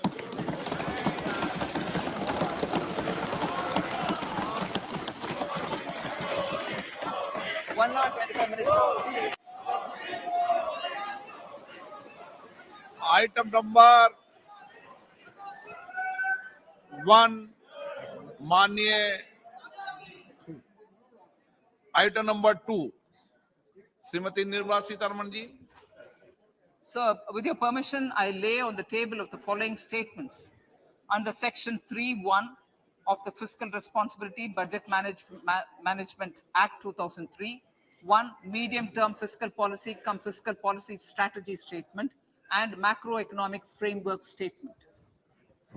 माननीय सदस्यगण, जैसा कि आपको समाचार भाग 2 के माध्यम से पहले ही सूचित किया जा चुका है कि माननीय वित्त मंत्री जी के बजट भाषण की प्रतियां हार्ड कॉपी के रूप में उपलब्ध कराई गई है. आप बजट भाषण की अपनी अपनी प्रति प्रकाशन पलक से ले लें. आपको ये भी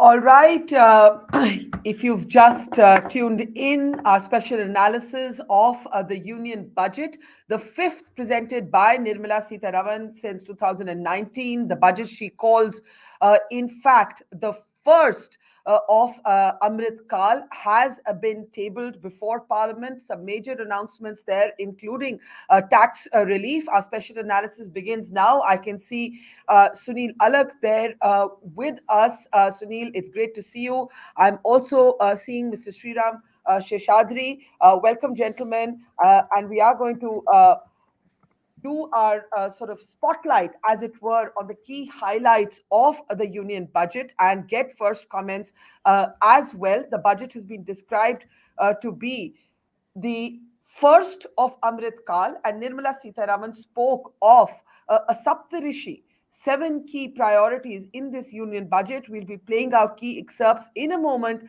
from now, but let me just get first reactions from our guest today. Sunil, let me start with you. An overall view as we get ready to play out excerpts of that. Of course, the fiscal deficit has been fixed for 5.9% in 2023-24. I don't think Sunil can hear us. Mr. Seshadri, can I get your first comments, please? Go ahead, sir. Hey, good afternoon, Barkha. Good afternoon. Yeah, I think overall a very balanced budget, in my opinion. Good thrust on capital expenditure, infrastructure expenditure, continuing to focus on infra expenditure, increasing to 10 lakh crores this year. Fiscal deficit coming under control, still not there yet, but at least there is a commitment from the government to bring it under 5%, 25, 26. So that is a good move. There is a lot of initiatives with respect to ease of doing business, doing away with compliance procedures, 39,000 compliance procedures, and then decriminalizing sections removed, over 3,000 decriminalization sections removed. So these are very good move for the business. On a personal income tax basis, at least the senior citizens have been considered. Their investment in monthly income scheme and other postal schemes have been increased. The limits have been increased, which is good for them. And for middle class, especially in the new income tax regime, the rates have been rationalized. But the old income tax regime, whoever is continuing, there is nothing on that. So the middle class is still left lurched, at least a 50% left in a lurch, even after 10 years. So that is what I would take as my first reaction to this budget, Barkha. That's very interesting that you speak about the middle class being left in the lurch. Obviously, Mr. Seshadri, you're not that excited by the announcements on the personal income tax. Just your quick thoughts as I then introduce the other guests, Mr. Seshadri. Yeah, so the income tax, okay, at least need to go through the entire provisions fully, because all those income tax rate cuts, the finance minister kept saying on the new tax regime that the rationalization of rates. So there is a confusing statement that the tax slab of 5 lakh is been increased to 7 lakh for people who have availed the new tax regime introduced in 2020-21. At the same time, the tax rate cuts which are announced, once again, the finance minister read it out as on the new tax regime. So I believe that it is a wrong reading out. If it is so, then at least a marginal provision has been given. But in my opinion, if it is only for the new tax regime, then it is not going to benefit the most of the middle class or most of the salaried income who prefer to stay in the old tax regime itself. So that is why I said that I'm not so excited if the tax, rate cuts or rate rationalization given only to the new tax regime, not with the whole plethora of. Right. Let me actually just introduce our other guests at this point. Sunil Alag is with us, Pikiri Nambiar, Yamini Iyer, Madhavan Narayan. Welcome everybody. We had initial comments from Mr. Seshadri, who says he feels the middle class has, in a sense, still not been given enough relief. The tax relief is only under the new income tax regime and not under the old one. We'll get first comments from all of you in just a moment. But first, a key highlight from Ms. Sitharaman's speech, the one she described as the first of what she called Amrit Kal, being guided by Saptarishi, the 7 key priorities of the budget. Listen in.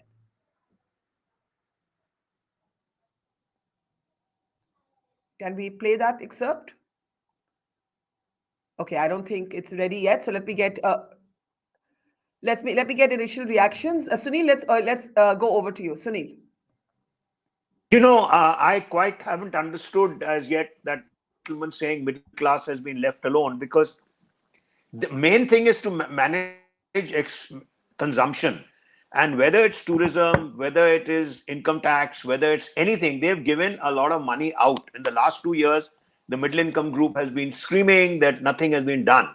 So I don't see any reason why. At least my immediate reaction is that, look, they've spent on capital expenditure, they've increased on infrastructure, which ultimately will lead to jobs, and ultimately it will bring down inflation. They've asked agriculture, they've put in a lot of money to farmers. So as far as I'm concerned, my immediate reaction is that what more did we expect from this budget? I haven't understood that as yet from that gentleman. I think I'd score that, look, middle class, I expected that in shares, There would be a thing on long-term gains, short-term gains that remain untouched. Tax rates have come down. Even if you're paying 42.3%, they've brought it down to 39%. At all levels, they've reduced it. So I haven't understood that gentleman when he said earlier that there's nothing done for the old lot, because I think they've spent on capex. I expected them to increase on infrastructure and skilling employment. That's most important, because ultimately when the industrial revolution came along, there were a lot of job losses because a lot of machines were introduced from manual stuff. So therefore there is going to be a loss of jobs for 1 or 2 years when we move from the old economy to the digital economy and to AI. Now, the thing is that the importance is to skill the people. That may not have an impact this year, but it will definitely have an impact in the coming years if you don't skill them. And spending on infrastructure, still the old lot will get jobs. They've increased on railways. They've increased everywhere. I mean, I don't see any reason to complain. Of course, there is a limit to how much can we want. There's no end to the desire to want. But I think this is a good budget.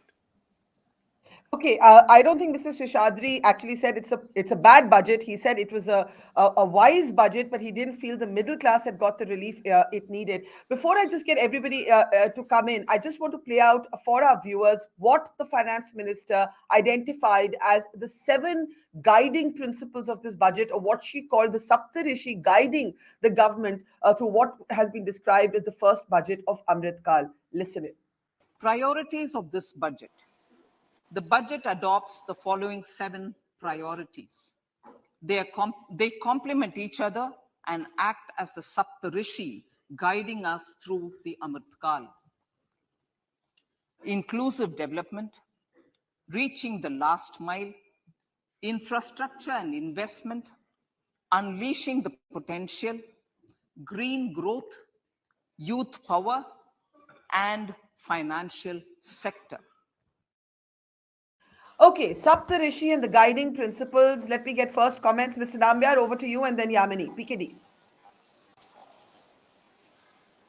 Can we unmute Mr. Nambiar, please? Okay, Mr. Nambiar, you're muted at your end. Yeah, go ahead. Now go ahead. Yeah. No, I'm saying that, Barkha, this budget is more of like a vision document. It has touched upon almost every aspect of every life. The 7 points which you were mentioning, or we were talking about, this comprises more of like a 360-degree macro approach, because we don't expect a national budget to be focusing on each and every micro aspect. And if somebody looks at that, as Mr. Sunil said, that there is a wish list of you and me and everyone, that we want more and more. That desire can never be achieved. But I would say, as a vision document, as a very progressive one, to taking our economy to the next level, for an example, to start with, the capital expenses is been 10 lakh crore. That directly will give almost every sector, whether it is the core sectors to from both the demand side and the supply side, there is going to be a huge jump, while giving the youth power, which we mentioned. She was talking about all these 7 points are interconnected, and all these points will also help us to improve upon one of the critical area, which is called as unemployment. I think broadly, I would say in my first statement that before we go to the each and every aspect, this touch upon everybody. The Antyodaya, which the BJP has always been talking about, that touch up there with making it a point that the ration and some amount of populism you can always expect from the election year is going to come. So that is also there. But then fundamentally strong, not just the typical election budget which people have been talking about from the last 2-3 days, especially in the national media. That is not been. It's a very fundamentally strong budget, very progressive one, which is talking about a future India can take into the global power. the budget is a vision document. Yamini, would you agree? Obviously, what people were looking at for the salaried class were sort of the tax measures. The fiscal deficit has been fixed at 5.9. The revised fiscal deficit at the moment is 6.4%. The finance minister says we're well on our way to achieve our target of under 4.5% of GDP by 2025. Your big impressions, Yamini? Thanks.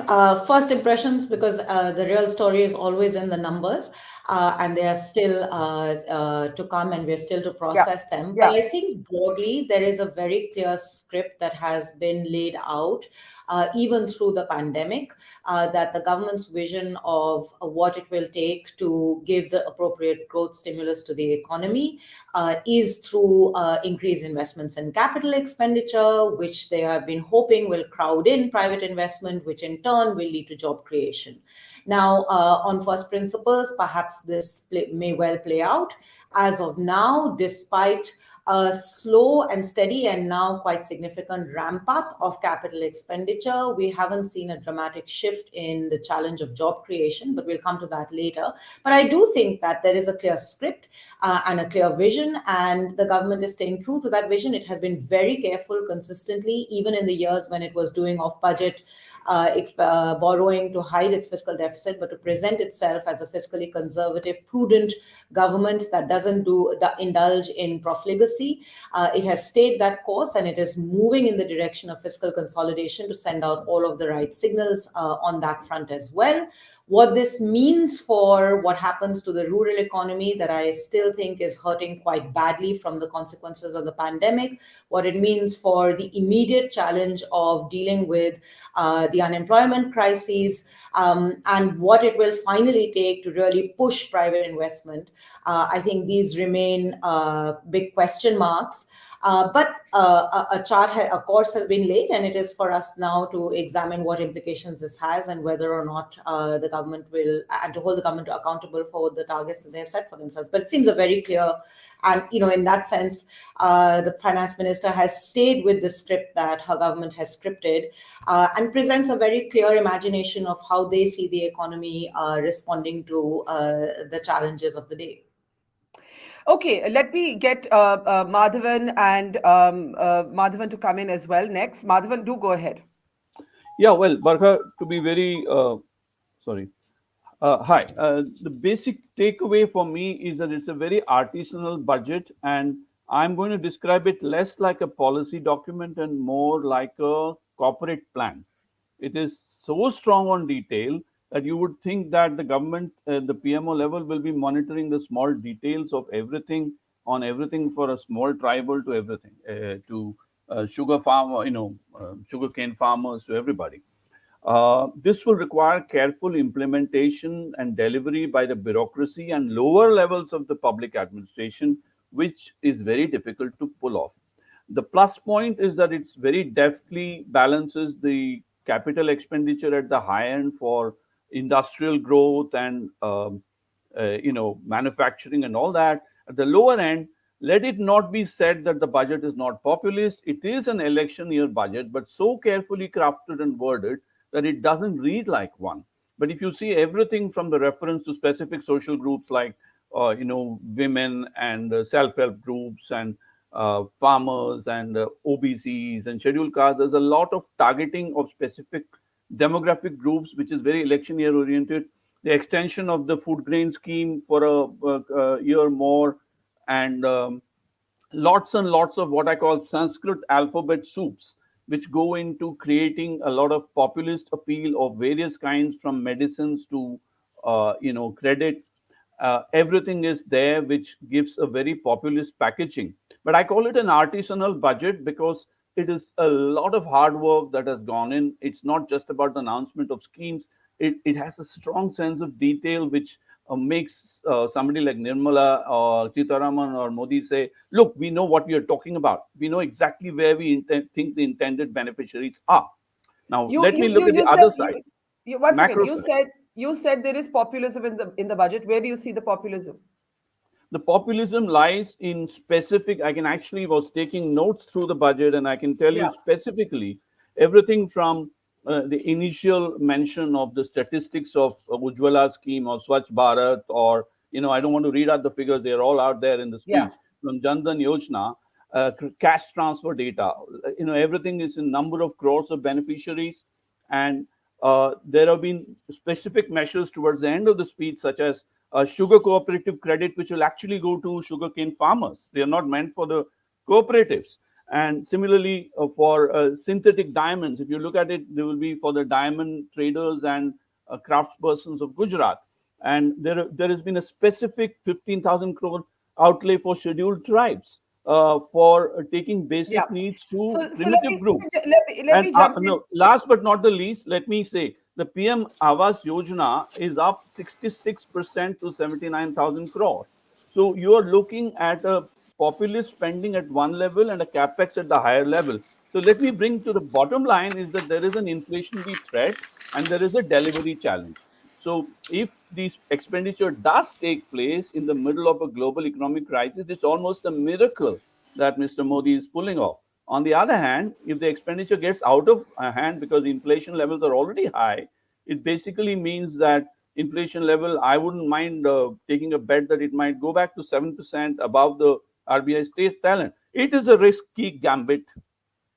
Let's be very clear on that. We'll look at the fiscal deficit in just a moment. Mr. Nambiar, you wanted to come in, and then I want to actually look at the capital outlay investment, which is now going to be at 3.3% of the GDP, 33% increase. But Mr. Nambiar, just come in quickly, and then I'll play. I just wanted to give a quick rebuttal to what Madhavan Narayan said. Populism is not whatever you have said, whether it is a Mudra Yojana or the account, Jan Dhan account, or the Swachh Bharat, or the toilets, 12 crore toilets have been created, or 45 crore accounts have been created. So they cannot be a popular. They are basically could have been done maybe say about 20, 30 years back in our country, which could maybe because so whatever reason it did not happen. So they are not popular.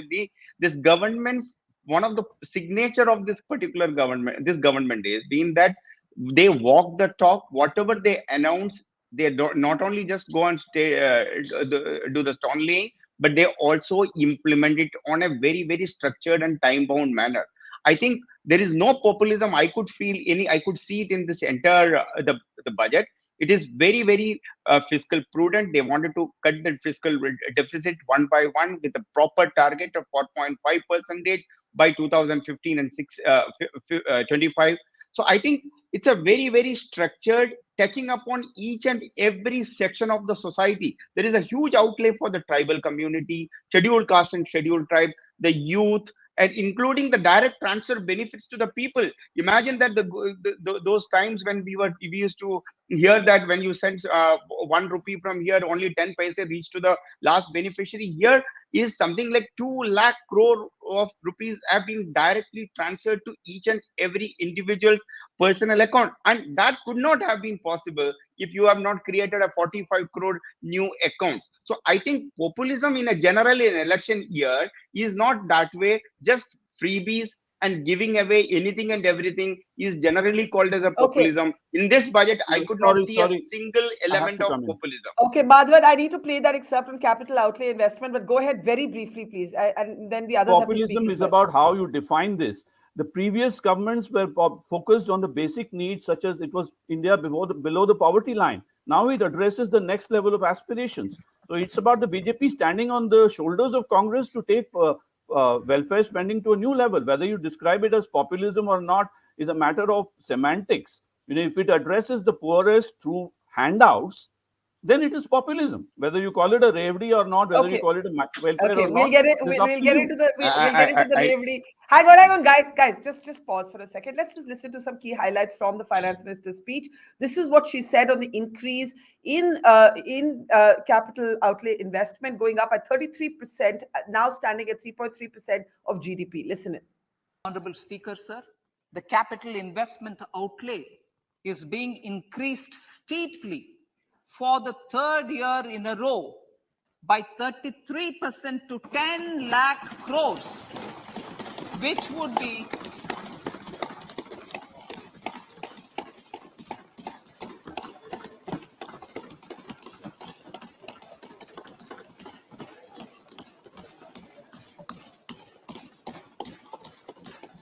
which would be 3.3% of GDP. This will almost be 3 times the outlay made in 2019-20.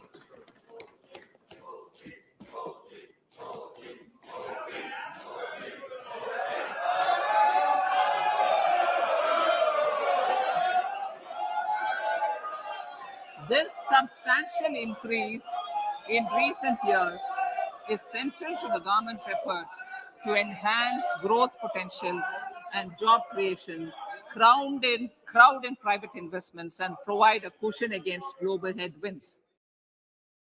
All right, Yamini and Sriram Seshadri, let me bring you in. Yamini, that is a significant increase. And of course, the question Madhavan raised is the riddle, in a sense, to the budget, that there are all of these increase in spending, in outlays, but the fiscal deficit is on target in terms of, though the revised number is at 6.4, Ms. Sitharaman argues that the government is on target when it comes to fiscal consolidation. What do you make of that significant increase in the capital outlay? Yamini Iyer. Thanks, Barkha. So just a few things.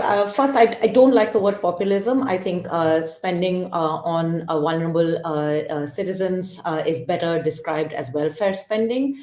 And in fact, one of the interesting things about the budget, and consistently actually previous budgets too, over the last 2 years, is that you do find increasingly, as we have after the first round of COVID attempts to move down the path of fiscal consolidation and fiscal prudence, that a choice has been made over expanding expenditure in capital expenditure rather than revenue expenditure. In this budget, the food subsidy and fertilizer subsidy came down, so that created about 0.7% of GDP fiscal space. And I think I'll have to look at the numbers carefully, but I think the choice has been made to deploy that largely for capital expenditure. I just saw Narendra expenditure, for example, allocations are down to 60,000 crores, which is, I think, the lowest we've seen in the last 4 or 5 years. So in fact, I would argue that the budget speech is being politically very savvy at one level. It is presenting and projecting the political narrative of the government very much as welfarist and highlighting some of its achievements, which I think is a fair thing to do, I guess, for any budget. But it is also very carefully, and again, I'm repeating, we've seen this pattern since 2021. It is very carefully moving away from revenue expenditure towards more capital expenditure, and using the fiscal space that it has created by cutting subsidy on the most recently, but also through an expansion of net tax revenue towards more capital expenditure. Now, the bet that is being taken is that this will result in crowding in private investment and creating jobs. So far, there is very little evidence on the table to suggest that that is indeed happening.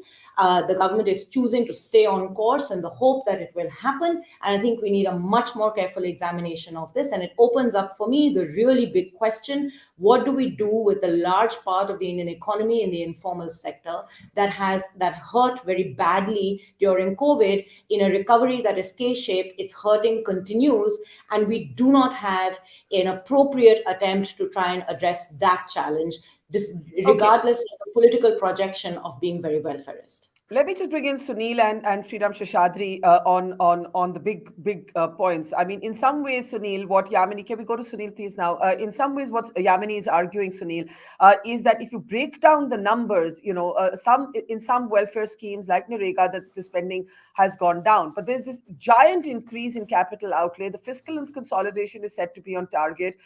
Your big takeaways, Mr. Alag?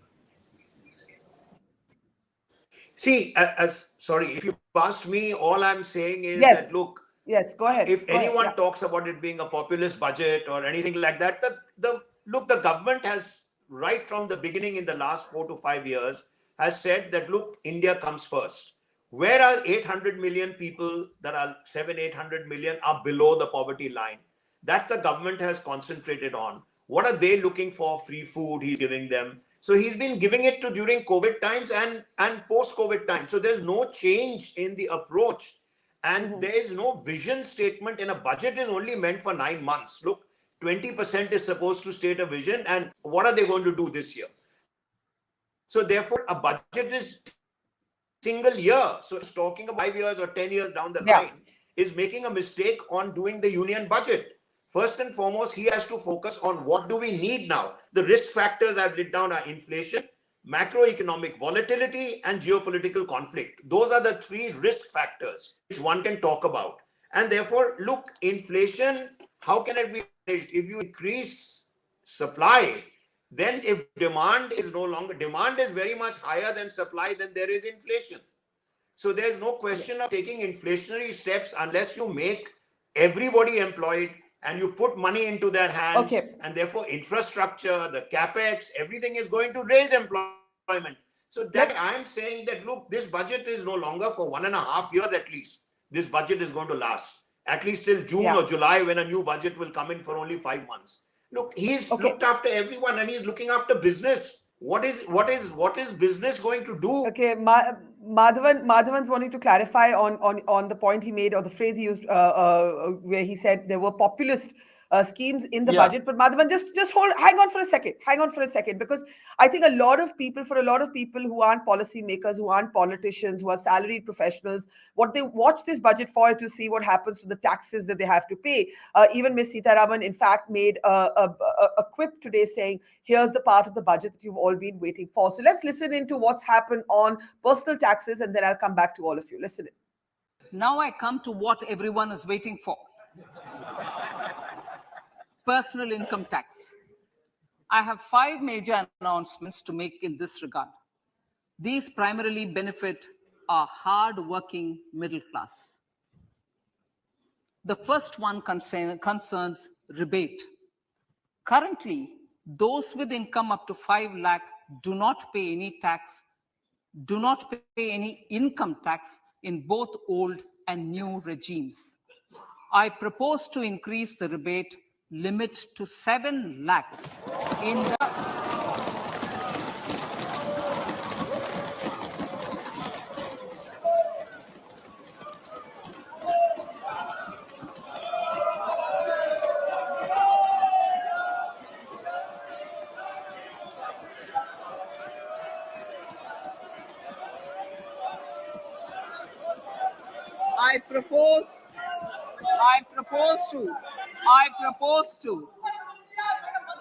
I propose to increase the rebate limit to 7 lakh in the new tax regime. Thus, persons in the new tax regime with income up to 7 lakhs will not have to pay any tax at all. The second proposal relates to middle-class individuals. I had introduced in the year 2020 the new personal income tax regime with 6 income slabs starting from 2.5 lakh. I propose to change the tax structure in this regime by reducing the number of slabs to 5. Okay, can we actually have that complete details on the personal income tax? Because at the operative part, actually, the excerpt is actually cut, but you can see the details on the graphics. Let me just get a reaction. PKT Nambia, do go ahead. See, well, I would say that the income tax, this is something we always say, that income tax is always considered as a progressive one. The no income means there is no tax. If you have low income, that means low tax. And if you have higher income, you pay higher taxes. So across the world, we know that income tax is always considered as even though there was a call from the last couple of years that income tax needs to be abolished, but then no progressive government can ever say no to income tax. But with the inflationary pressure and to the middle class people, I think this move is going to put a lot more money in the hands of the people, which will further help us to create a demand. And this is something which we were expecting in the last budget. Maybe whatever the reason, it did not happen. But this year, this move will set a new way for the times to come. So I think putting more money to the people's hand, and it will also give an opportunity. Well, today for the people like us who earn an X amount of money, we feel that 35% has gone. So what are we working for? What do we finally get in our own hand to spend? So on and so forth. I believe that this is a good move. And again, for a middle class, they'll mange more and more and more. So I think other than this income tax, personal income tax, I also believe that the MSME sector, which may be one of the, I represent an MSME sector. I run 1 or 2 businesses which are all in MSME category. I think supporting the MSME has always been talked about, not from this particular government, even in the earlier governments, but the way it has increasing more and more support, especially the credit guarantee scheme, which I have been a great beneficiary of it. But I think the implementation of these business schemes for MSME needs to be implemented in the true spirit, which I have seen in the over the last couple of years. The bank, even though the government gives clear instructions, make policies to the public sector banks to ensure that these credit facilities should be extended to MSME companies, but many banks show their they are not that forthcoming when it comes to releasing those funds to. They don't show that magnanimity as the government is proposing. I think effective implementation of that may be the key. So far it has been good, but I feel that we need a more and more effectiveness and a strong instruction to the bank to ensure that this money comes. Then only the MSMEs are the backbone of our economy. They will be able to generate more and more employment. And that is also, along with the personal income tax, that could be something which I'm very, very happy about. Let me bring in Sriram Sheshadri, who was less than convinced about the tax relief. Mr. Sheshadri, why is that? Okay, because the devil is in the details. The 5 lakh to 7 lakh rebate is not for all. It is only those who have adopted to the new income tax regime, not to the old income tax regime. Second, all the rate restructuring that we are talking about, giving money to the public, in the hands of the public or common people, once again goes to the new income tax regime, whoever has adopted the new income tax regime, which means I don't have to invest, I don't have to claim any rebates, I don't have to claim any of the deductions under Chapter 6. Only those people get this benefit.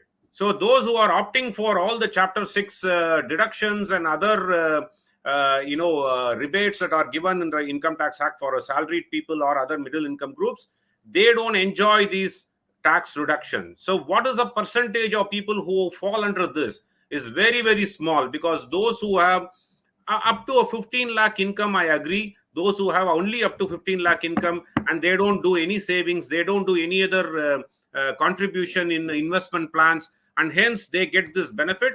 Yes, it does happen. So 10 to 15 percentage, less than 10 percentage or 15 percentage of the taxpayers who are in this bracket get this benefit. That is why I'm not convinced that this has gone to everybody in that lower or middle income group. So Sunil Alak talked about it, Mr. Nambiar talked about it, saying that what can you expect for? I would have expected some amount of relief to the entire income taxpayer who fall within the certain income group. What happened? It is only to those who have adapted to the new income tax regime. So that's why I said it's a devil is in the details. The third point, the topmost, the richer taxpayers are taxed more. That is brought down. Welcome, because most of the people who are paying at a 42%, it has come down to 39% as a maximum rate. But still, I feel that when the comparison is made by a middle income group, salaried people who have more than 15 lakh income, who will actually choose the new the old income tax regime, they will lose out, and then they will start comparing, saying that you tax the richer less and then you are taxing more. That is why I'm saying it is not convincing proposal. And it is very clear now. I read the budget document. It only applies only to the new income tax regime and not to the old. And the finance minister said that. That's right. The finance minister even said so. Can I get reactions on the tax proposals from Madhavan and Yamini before we look at the issue of the fiscal deficit? Madhavan, go ahead. Very quickly, on tax proposals, I cannot say more than what Sheshadri has already said. There is a devil in the details, but let me put it this way. For the middle class and salaried professionals, although there is seemingly some concessions, the other side is that the overall fiscal issue, which we'll be discussing for going forward in the show, is potentially inflationary, and some of the EMI related losses may eat off some of the income tax related gains. This is my bottom line. I'm sure there are better experts to give ball by ball. Let me also clarify, this is my moment to say, I've used the term constructive populism in my tweet on the subject. Populism is not a negative word in my dictionary, but I want to ask those people who use the word populism as to when they use it, what I do believe that any welfare expenditure with a targeted uh, attempt at gaining votes would be populism. I call it constructive populism when it creates assets. When it doesn't create assets, it is not Okay. constructive. So All right. then Yamini, there is an appropriation of the word, because sometimes elite people used anything welfareist as populist, and I want to counter that. Well, I think Yamini and you are actually agreeing on that. That's the point she was Exactly, making. I agree with That welfare Yamini, schemes, except that well, she's better with numbers. I may be better with flight of yeah, the but more I think the catchy point she was, places. That's the all. point she was making is that populism has a political context and is considered a bad thing, and not all government spending on people's schemes are populist. They are sometimes necessary. Can I just return to the issue of the tax? We look at the deficit in a moment from now, both from Yamini and PKD. Yamini, you first on the personal taxes. First, I think a nice conversation on another date on populism will be good fun to have Yes, and absolutely. useful too. But no, I think look, the interesting political analytical point to make here is, over the last 8 years, actually, there has been this big question mark politically about how the BJP responds to its core constituency that has traditionally been the middle classes. And it is interesting to see, in 2014, there was this big projection of the Prime Minister as a sort of reformist looking to, liberalize the economy further. And over the course, he repositioned himself much more as a welfareist, speaking to the challenges of the most vulnerable with enhanced expenditures in welfare schemes. And if you remember, the last full budget before the 2019 election had the health insurance program followed by PM Kisan. So I think political positioning right here is really interesting, because regardless of the detail, the speech emphasizes the middle classes as a core citizenry that needs relief, and tries to position its tax cuts that way. I think it's an interesting telling point here about how the BJP is seeing its traditional vote bank and the need to try and engage them or appease them, or whatever word we may want to use there. So that's interesting to me, but it does mean potentially that there will be a 37,000 crore reduction in tax revenues, according to some estimates. What does this imply, therefore, for how the government is allocating its expenditures? This will mean, again, given the emphasis on capital expenditure, that the place where you'll see big cuts is revenue expenditure, and largely, if you take out committed expenditures, this means expenditures for the poorest. And we should ask ourselves, in the context of COVID, who has suffered the most, and where should we be ensuring that as a country, what our ask should be for protecting the most vulnerable? I think that's a really interesting question, that if the deficit sort of targets are on track, and you have a reduction in tax revenues, where is, and the capital outlay has been increased, where is the money going to come from? Where are the cuts going to be made to make up for this? I can see Just Sandeep joining. very quickly, we're seeing that too, by the way, in the numbers. If you see, all the social sector schemes are either at par with allocations of last year, revenue revised estimates, and you're seeing some big cuts, for example, in Narega. So I think the answer is there. We'll have to do the math properly, but the answer is there. And of course, we have to look at those details. These are just early impressions. PKD, I know you have to go. Sandeep, welcome to the analysis. Let me just get a last comment from Mr. Nambiar, and we'll continue with our special analysis. PKD, go ahead. No, I believe that this budget has got something, not just from as Mr. Sunil was talking earlier, that it is basically for the next 9 months. No, there is a change. The change in the last 8 years of Modi government is that every budget is predominantly more of like a continuation or a progressive one after another.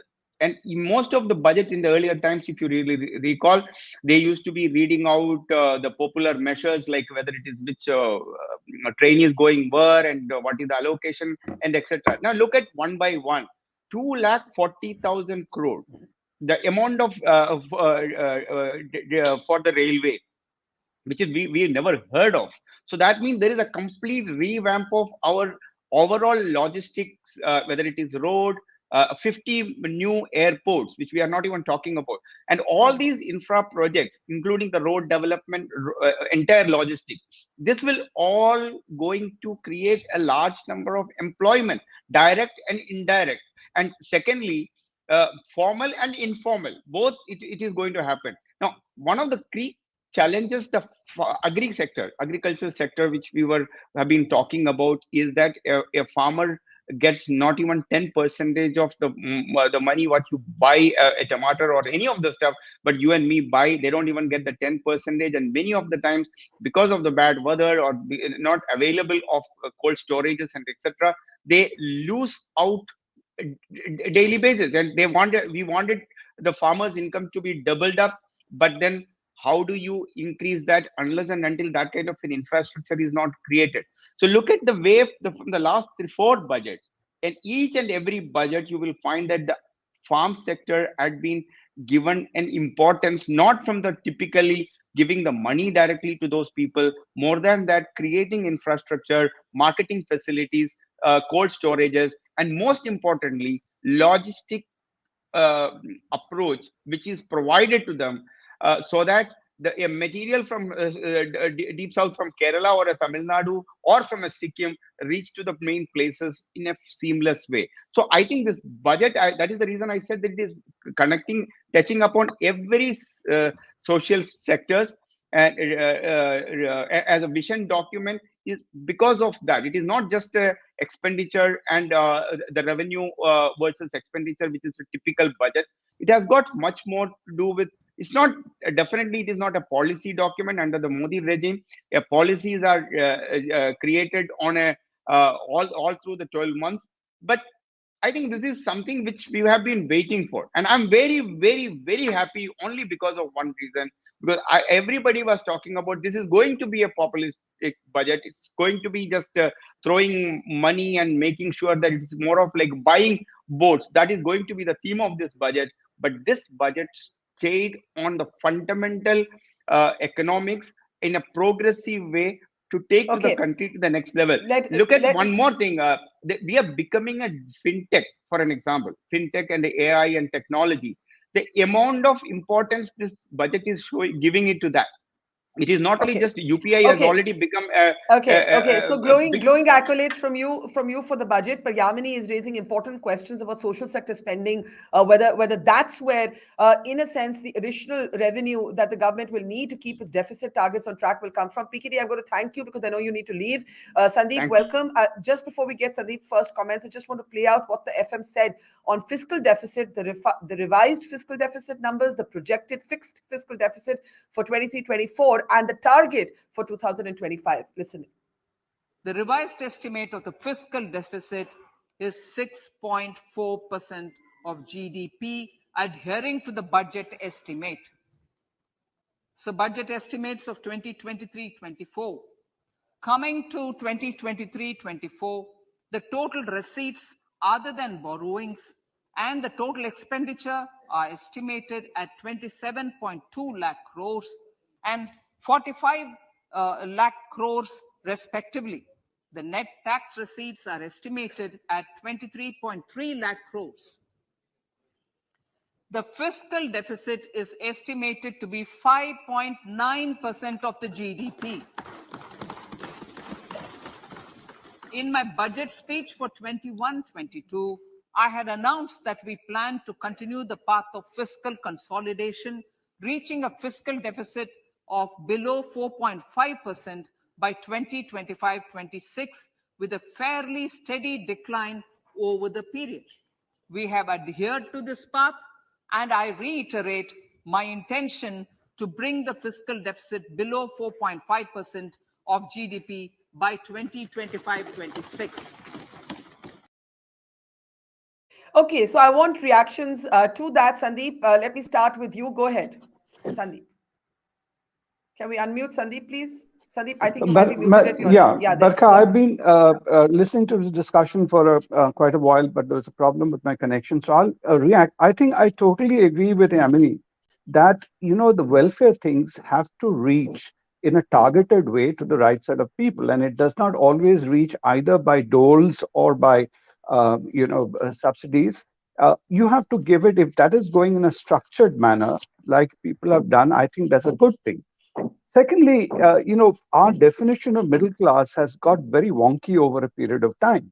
The number of people, although the maximum interest is about those direct taxes, but that's for a minuscule of the population. So whatever they have done. They have to do sometime tokenism or symbolic things. They have done it. But the real people in the middle class today, they are not really affected as much by income tax. They are in fact affected by essentially two things. One is employment. I think that is what they need first, that there has to be employment opportunities and they have to earn. And there, if they're addressing some of the employment issues, I think that's a good thing.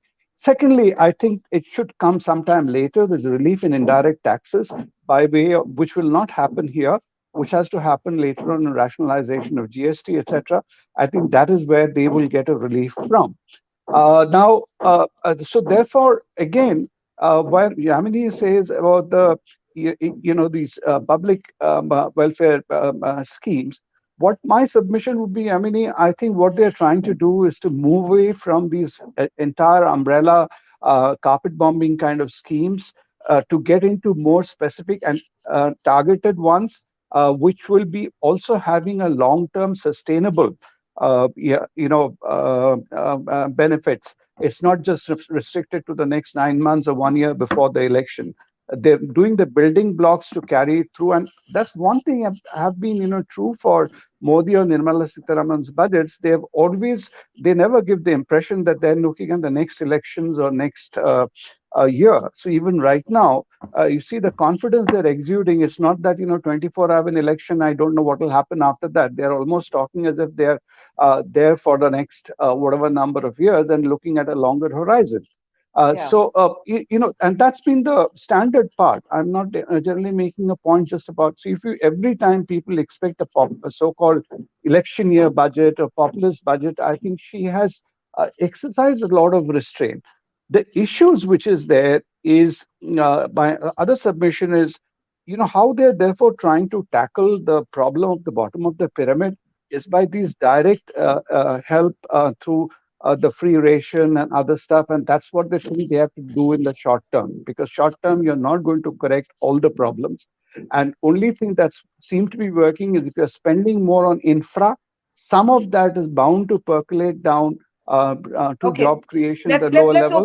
Let's open this up. The points you've made. You're right about the longevity that obviously the government believes in, because there is talk of what the deficit will be in 2025. Yamini, I know you have to go as well. We'll just start wrapping up this hour with last comments from all of you. Sriram first, then Yamini. Sriram Sheshadri on the fiscal deficit and Yamini's very important point, that if there is a reduction in the revenue from taxes, there is an increase in capital outlay. Where do you think the government is going to make this up? See, I think on the fiscal deficit, this government had been very, very cautious. And that is why they have said that, they are not going to drastically go back to pre-COVID levels or the fiscal consolidation. And with respect to the revenue generation, I think in the last couple of years, we had seen even during the COVID period, the revenue generation had been consistently going up.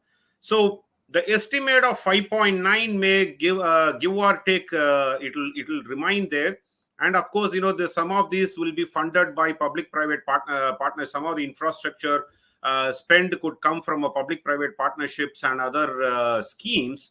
The third portion is, at least, even the gentleman before and Yamini was talking about the disbursement of social welfare schemes. I think in the last 8 years, what I've observed is this government had always committed and demonstrated the last mile reach of the welfare measures that they have talked about, be it your Jal Jeevan scheme or be it your rural electrification, or you talk about Ujjwala scheme, the gas connections to people, or you just name any one of the schemes that has been, even the PM Awas Yojana and the Swachh Bharat schemes. It has reached to the last mile of the public. I think I'm not concerned about the social welfare schemes that will be rolled out. Will there be any problem? But of course, the adaptation of some of these schemes have to be seen at a micro level to see whether that spend or the allocation really happening to that level. For example, Manrega allocations in the past had been, now it is 60,000 crores had been allocated, whether they are fully utilized or not. The last years we had seen some years it has been higher utilization had happened beyond the budgetary allocation, and then most of the time the allocations or the utilization had been lower than the budgetary allocations. So the micromanagement of each one of these welfare schemes need to be seen to see whether this fiscal deficit target of 5.9% would be achieved or not. But it is well within the reach, in my opinion, because the revised one for this year is at 6.2. 6.4. And 6.4. hence 6.4. 6.4. So Yeah. and hence reducing it by 0.5 percentage with the buoyancy in the economy that you see. I don't think it's going to be a major challenge. Maybe give or take 0.1, 0.2 percentage. I think it is going to be within that control limit. Okay, let me bring in Yamini for a last comment before she goes, and we continue with our detailed analysis. Yamini, do you agree with Mr. Seshadri that actually the books have been balanced quite effectively? Well, I think a very clear choice has been made. I was just, while he was talking, looking at the Excel sheet we're filling up with all the scheme numbers, and you can see significant cuts. So Narega, food subsidy, even the Awas Yojana is on balance, RE of this year and BE of the coming fiscal. There's not that much change. The only sort of increase in allocation marginally we find in the Jal Jeevan Mission, which has gone up from 55,000 crores RE for this year up to 70,000 crores. So a very clear choice is being made. And I think that this has been in the making for the last few years, and the pandemic would occasionally get in the way, that we have done what we need to do in terms of social welfare. There's a certain sort of status quo that we want to maintain there in terms of revenue expenditures. The big bet is on capex, and the big bet there is that capex is going to be the job generator. I still think that we have to be cautious. The environment is ready for greater private investment, but we're not seeing that shift yet. Capacity utilization is still at about 75%.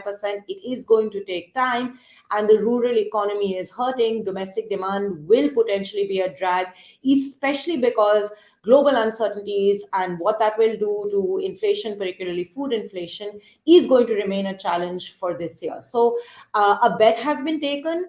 Will that bet deliver goods? I'm not so sure. If I were the finance minister, and I'm not, so I can pontificate quite happily. But these cuts that you took us through, what do you make of that? What do you make of these? Well, I think I think a very clear decision has been taken that we are now out of the subsidy regime or the expansion of subsidies that we had brought into play in response to COVID, and there will be trickle down effects of capital expenditure that will eventually generate the jobs and keep the economy going on the growth path. I think very clearly the decision is we stay with fiscal prudence. We want to ensure macroeconomic stability. We want to ensure that the environment for growth for the formal economy stays stable, stays the borrowing costs, and stays strong.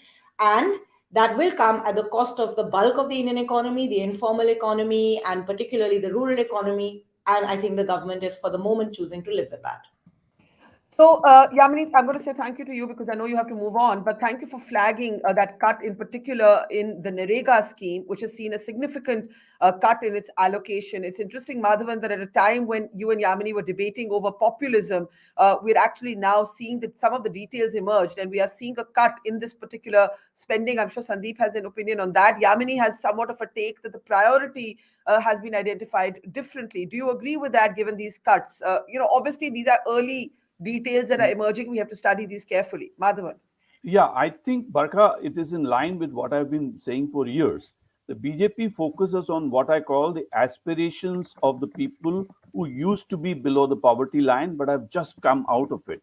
So its focus is not so much on the bottom 15% as the 30% just above the poverty line. A lot of the spending, which I call populist, but I use it even in saying I'm calling it constructive populism. But it addresses the needs and aspirations of those who've already been fed. And the feeding was done by MNREGA and some of the other targeted schemes. So I do not put Congress and BJP at loggerheads. I'm saying BJP is beginning where the Congress left off. Having said that, let me address the macroeconomic situation with a sense of humor.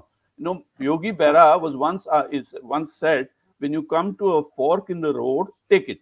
No, you cannot take a fork in the road on both sides, but this government has done it by doing what I call elitist spending, or quote unquote. That's also constructive elitism, which is capital expenditure. There's constructive populism at the bottom of the pyramid. The real questions are therefore two. where does the money come from and what will happen? So where does the money come from? The key point to note is that throughout the speech, there has been an extensive focus on credit. Credit, agricultural credit, 20 lakh crores. Then there is MSME credit, the credit guarantee scheme extended. The state governments are getting 50-year interest-free loans almost on tap for specified tied schemes. So all this credit, the government hopes, will fuel growth. The growth will ensure taxation, and taxation will help in consolidating the fiscal deficit. Now, this sounds like a fairy tale scenario, which an American cynic might call a voodoo economics, which used to be said during the Reagan era. Here, it's from the demand side rather than public side.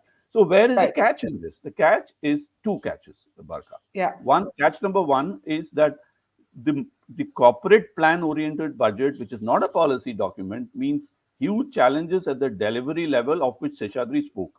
At the last mile level, the lower end of the bureaucracy and the lower branch level of the banks have to be really hardworking to push this expenditure through, which in an election year may not be so easy, but might work as a long-term vision document.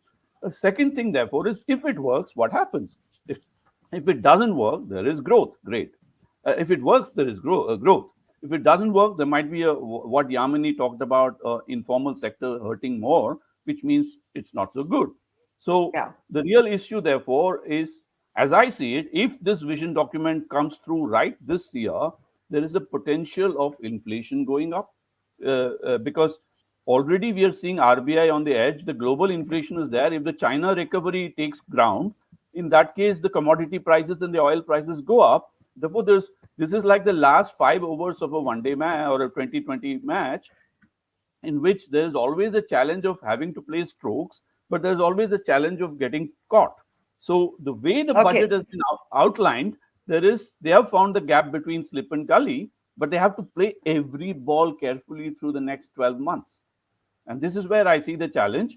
So I don't want to pontificate beyond this, except to say it's a risky gamble in which I just want Sandeep to actually come in on the cuts in Narega. We now have the exact figure. It's down to 60,000 crores. So it's a cut of about 20,000 crores, Sandeep. And it was flagged by Yamini because the question became that to keep the deficit numbers on track, you've lost revenue with your tax reform. So you've got to make up those numbers somewhere. Now, in 1 year ahead of a general election, to touch a highly popular rural scheme, started by the Congress but kept and improved by the BJP, some would argue. Why do you think the government would do that? Sandeep, can we unmute Sandeep? Sandeep, you're muted at your end. Barkha, you see, I think government has a clear plan on that. One starting statement of Sitharaman was that this is a digital budget.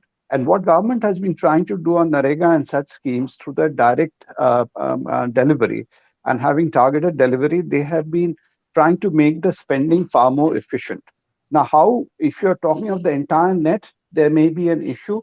But when you are looking, people may have an issue, but if they're trying to do it in a targeted way for maybe certain states or certain places, I don't think it's going to hurt. And that's where they are also going to generate savings, which can plow back into other areas. Secondly, the point which Madhavan was talking about credit, I think it's very important because if you link it with the economic survey yesterday, while the credit to MSME is opening up, the banks are willing to lend money, but where you have a problem is the micro enterprises where money has to flow down, and that doesn't easily flow down. Initially, the things go to the larger MSMEs, and so if these things take credit down the line, I think that's a good development. Last thing, I'm not an economist, but what I know from common sense, this whole expenditure thrust on roads and infrastructure, this in our country, which is very, very labor intensive, unlike say in countries like China, etc., where they use a lot of automation, this immediately creates employment, and a lot of that money actually gets plowed back to the villages. Because these people come, as we had seen in the reverse, the return exodus back to the villages. People come in, and a lot of that money, and I'm in that trade, in that business in some ways, so I know how it generates employment. And so there is a thrust on infrastructure, and on the private side, as you see, also on housing. This affordable housing, and then relaxing the regime for housing loan, and private real estate is beginning to pick up. That is going to also generate some employment. And finally, again, I repeat myself, what I said, that they will tide through the situation through these food subsidies, etc., and compensate between what people were earning. If there are no jobs, or less amount of jobs, you have to provide a supplement, and the supplements will come through these food subsidies, etc. Okay, I can see Mitali Nikore, welcome to our analysis. Also, Ravi Mantha, welcome everybody. And Madhavan, I just want to bring you in for a last comment before we let you go. It's very interesting. So, I think Sandeep is laying out a vision where the push is on infra, the push is on technology, the push is on relief. The government would argue for the salaried employees, or Mr. Seshadri is not convinced. He says the devil is in the detail or in the fine print, so to speak. And to that extent, certain social schemes will have to be rationalized. How do you change your mind about initially talking about populism? No, not at all. In fact, I think this government has a tremendous sense of detail as far as planning is concerned. I have no doubt about that, because they are assuming that this government, so much growth can be created above the poverty line that those below the poverty line earlier covered by MNREGA will be able to clamber onto the growth bandwagon through migration or localized schemes such as the tribal schemes that the government has announced. So I would not disagree with Sandeep Ghosh, which is good news, because I often do. The point is therefore in the delivery, in which I'm not sure about the speed of delivery of things. But my deeper comments, Barkha, as I have to leave, is that the best laid plans do take a knock. We have seen COVID coming in the previous 3 years, and after that, Ukraine war. So we cannot forget that big ambitious spending, which potentially always conceals an inflation threat, can be on very thin ice if there is an unexpected black swan event, or if the spending gets out of hand in a non-staggered manner. If the spending is staggered, then they can kind of manage the inflation curve well. But this is so ambitious that I would want to say, take a deep breath. The opposition has begun flagging also cuts in expenditure on agriculture and allied schemes. So it isn't just Narega, it's also the PM Kisan scheme, which has been slashed from 3.84% to 3.2% in 23-24. Let me say that very clearly, Barkha. I have got this government's formula. It believes in private capital spending and credit through banks. Now, it's in the sweetest spot for the government right now is that the banking system is flush with funds, because the NPA problem has been brought under control over an 8-year period. So banks are sitting on funds to lend. So this government believes that what it cuts in the terms of the fiscal spending and subsidy will be made in the roundabouts of the credit economy, and they will live happily ever after. So we'll have to see whether this kind of fairy tale scenario holds good, because in an ideal economy, credit, government spending, and subsidies will have to be carefully calibrated and balanced for a combination of social stability, human face, and macroeconomic growth. This is where I would be watching. But let me be tongue-in-cheek say something. The speech is for the masses. The numbers may always be the classes, and this is where we'll probably need to sit over the Excel spreadsheets instead of going over the budget speech. I think that is for another day, Barkha. All right. Thank you, Madhavan. We'll let you go. I can also see Anirban, who's, of course, with who specifically works with the Foundation to Transform Rural India, is with us. And Anirban, I'm sure you'd have a lot to say on these cuts in agriculture expenditure as well as Narega schemes. Let me bring you in and Mitali for first comments. Sorry, Shriram, you wanted a brief interjection there, Shriram Sheshadri, and then I'll go to Anirban and Mitali. Yeah. Sheshadri. Sorry, Barkha, I also had to leave because Sure. So that's Please, why I last just comment. make my closing, last Yes, comment. Please. I think, I'm not worried about some of the reductions in the subsidies or Manrega schemes, because when the infrastructure push and other capital expenditure comes, it will subsidize, or it will actually give the livelihood to the masses who are benefited by the Manrega scheme. I think that is where the balancing act by this budget had been done. And like Madhavan said, the government believes in these capex expenditures not from their budgetary collections or the revenue generations, but from other credit schemes and private partnerships. I think this is more of a vision document of 10 lakh crores. And as I said, in the beginning, the devil is in the details. We need to actually look at the real numbers that are there in the budget document and for a detailed analysis. So even worst comes to the worst, if these allocations have to be increased, government, seeing how the year is progressing, they can actually go for a higher increase of allocations, like what they did in the December month, that they extended 3 lakh crores for the food subsidy for the next 1 year. So similar to that, the government can always go back to that, at least now in the budget speech and document, maintain a balance. I think that is what I would, close my comments with. All right, Mr. Seshadri, pleasure to have you with us. Thank you. We'll let you go. I think we should also flag what Sandeep brought to our attention, that the markets are responding favorably to the budget so far, but a lot of numbers are beginning to emerge only now. Sorry, Mr. Anirban, you were wanting to make a point. Go ahead, Anirban. Yeah, first, I think, Barkha, as you were saying, the details are coming out. Still, we don't have a full analysis. I have heard the speech very carefully, but the focus on rural itself remains limited, at least in the speech. My opening comments were that the whole focus has been on the infrastructure space. Green economy has a focus, and therefore some elements of those green economy are related to rural.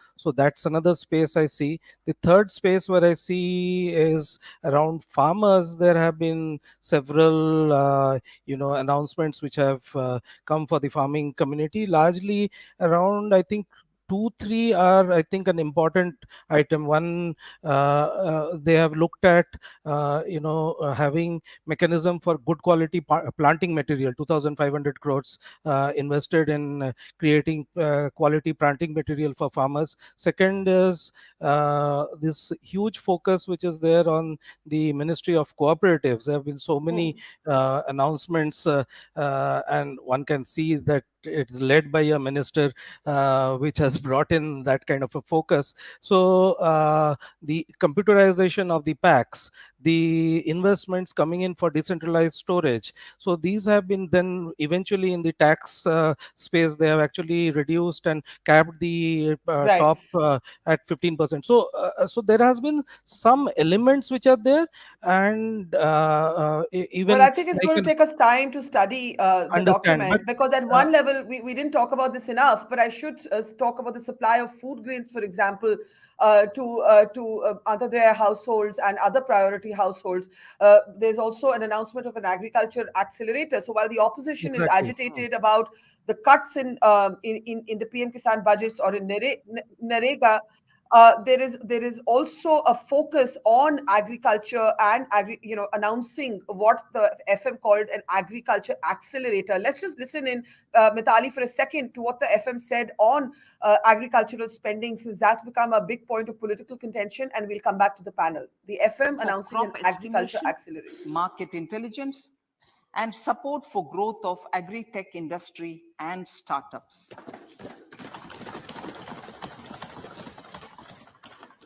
An agriculture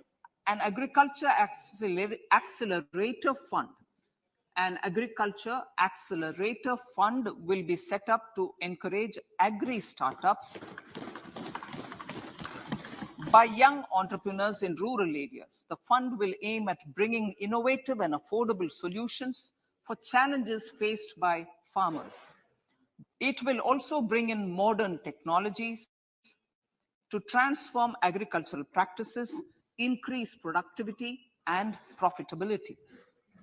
To enhance the productivity of extra long staple cotton, we will adopt a cluster-based and value chain approach through public-private partnerships.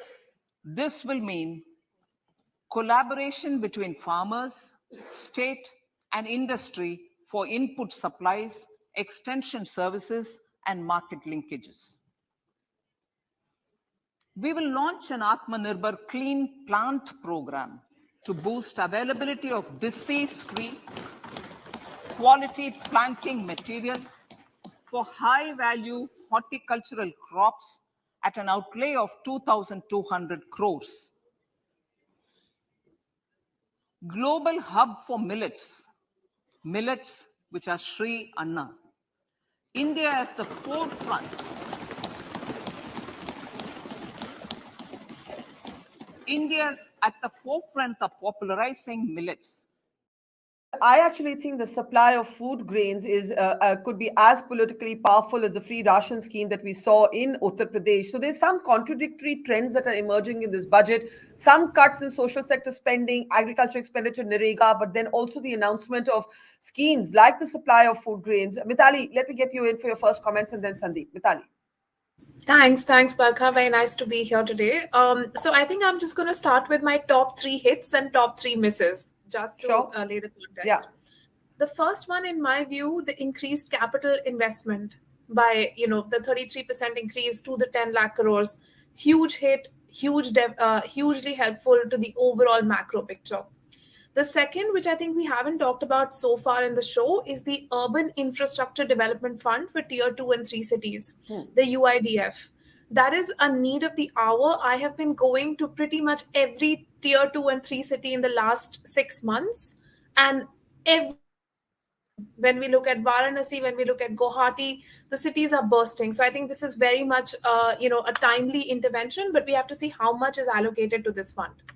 The third big hit, in my opinion, is the PM Pranam for use of the alternative fertilizers. So yes, we are talking about food grain and we are talking about millets, etc. But just this entire funding to bring in alternative indigenous fertilizers is very timely and can also help in reducing the fertilizer subsidy in the long run. So these are my top 3 hits.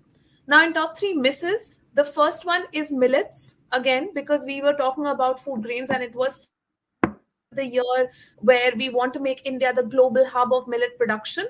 But in order to do that, we also need to have more subsidies for millets coming in, which is something that we didn't see in this budget, and it could have been announced, especially since 2023 is the year of millets. The second one is around green growth. There was a lot of talk today and a lot of focus on it. But again, we didn't talk about coal replacement. We didn't talk about renewable energy. So how are we talking about green growth? Okay. And then the last third miss, according to me, is the gender budget. As I always say, every year, the gender budget has only increased by 2.6. There's nothing imaginative in the gender budget. It's the same set of points. Let me play that. It's interesting that you should say that it didn't go far enough on women's empowerment, because Ms. Sitharaman made a big point, and I could see the parliament cameras cutting to all of the women parliamentarians. So let's just listen to what the FM said on the gender budget, the dimension of spending on women. In fact, empowerment of women was one of the 7 principles, the Saptarishi, as the FM described it, the 7 guiding principles of this budget. Let's listen. Economic empowerment of women. Deen Dayal Antyodaya Yojana National Rural Livelihood Mission has achieved remarkable success by mobilizing rural women into 81 lakh self-help groups. We will enable these groups to reach of economic empowerment through formation of large producer enterprises or collectives, with each having several thousand members and managed professionally. They will be helped with raw materials supply and for better design, quality, branding, and marketing of their products. Through supporting these policies, they will be enabled to scale up their operations to serve the large consumer markets, as has been the case with the several startups growing into unicorns. Okay, you felt, Mithali, that it didn't go far enough. Why is that? Can we unmute Mithali? Mithali, you're on mute. I can't hear you. Yeah, go ahead. Yeah. Am I audible now? Okay, great. Yeah. So I think if we look at the composition of the gender budget, actually the entire announcement that was made about scaling up the SHGs to form large producer organizations is not actually written in the gender budget. It's not included in the gender budget. So the first problem with the gender budget is really the accounting of it, the fact that a lot of schemes may have gender elements, but they're not written out in the gender budget. The second issue is with the composition and the imagination of the schemes themselves.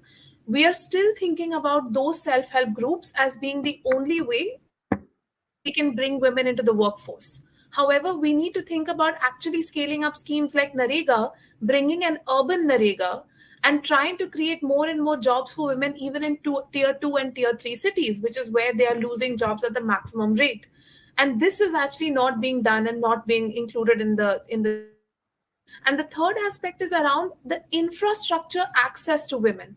We don't actually have any sort of imagination of how can the entire time that is spent by women in water collection, the time spent by women in care work, and actually care economy infrastructure investments, none of that is there in the gender budget. So we really have just carried forward more of the same instead of bringing in more of an Okay. imaginative feature.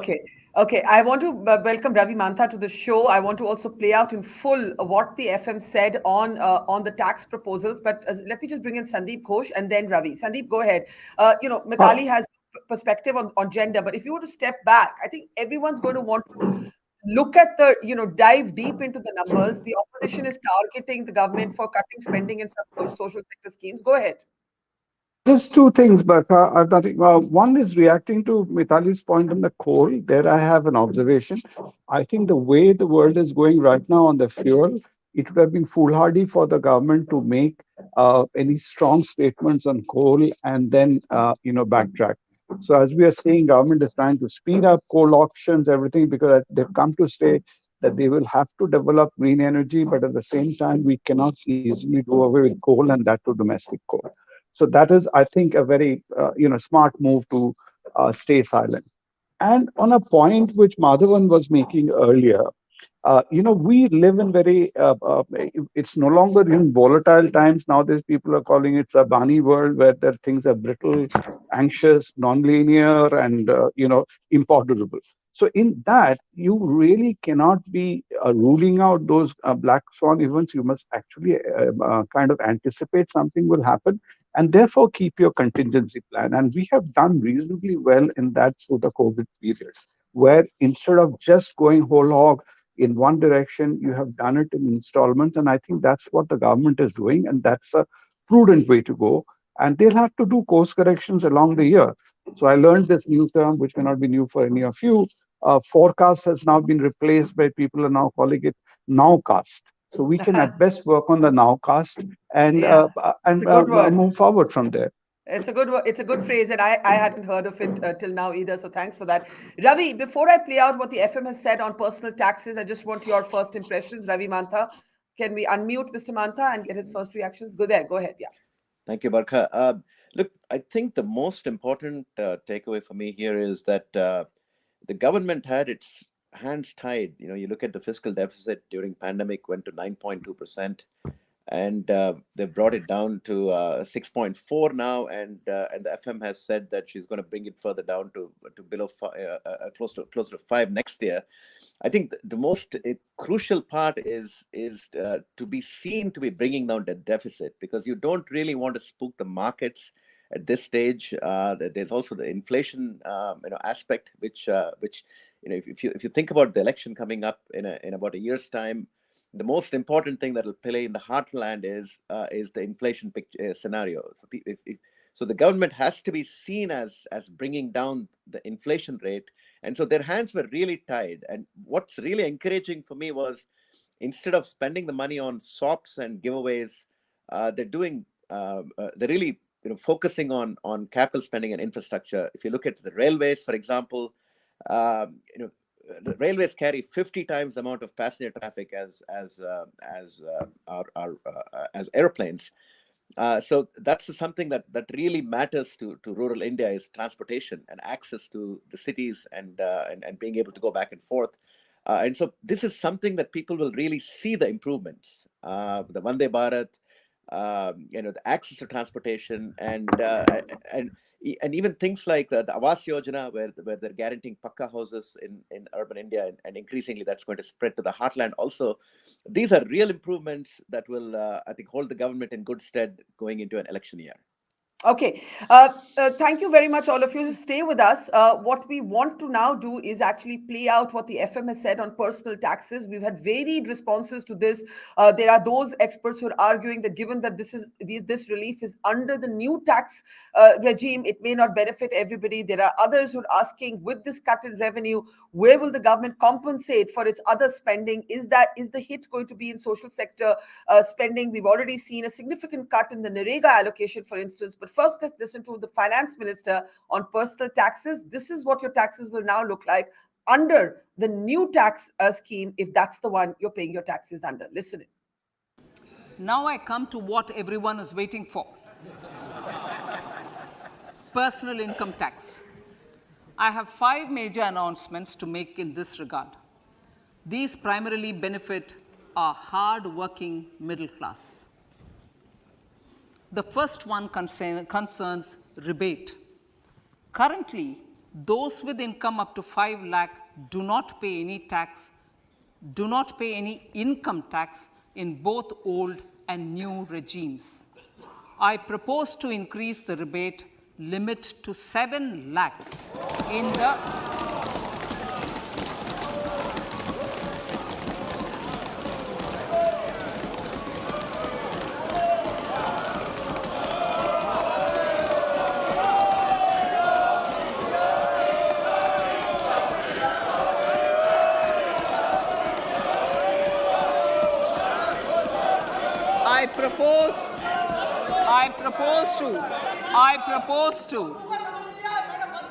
I propose to increase the rebate limit to 7 lakh in the new tax regime. Thus, persons in the new tax regime with income up to 7 lakhs will not have to pay any tax at all. The second proposal relates to middle-class individuals. I had introduced in the year 2020 the new personal income tax regime with 6 income slabs starting from 2.5 lakh. I propose to change the tax structure in this regime by reducing the number of slabs to 5 and increasing the tax exemption limit to 3 lakhs. The new tax rates are 0 to 3 lakh, nil. 3 to 6 lakhs, 5%. 6 to 9 lakhs, 10%. 9 to 12 lakh, 15%. 12 to 15 lakhs, 20%. And above 15 lakhs, 30%. This will provide major relief to all taxpayers in the new regime. An individual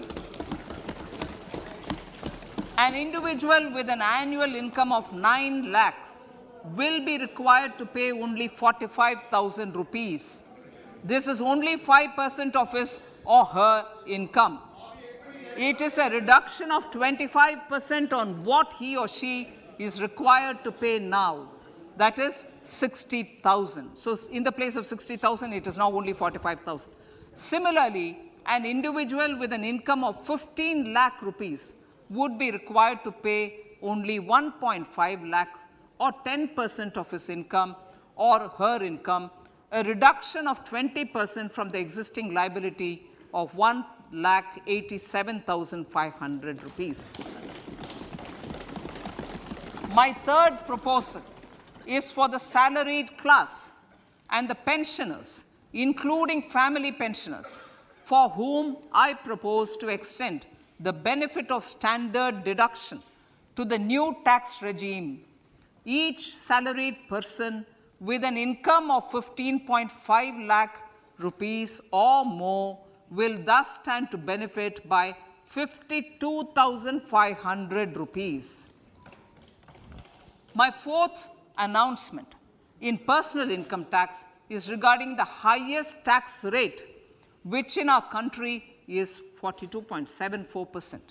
This is among the highest in the world. I propose to reduce the highest surcharge.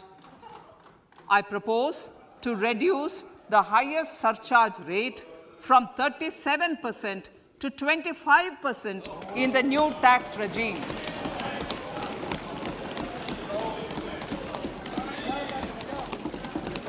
This would result in reduction of the maximum rate This would result in the reduction of the maximum tax rate to 39%.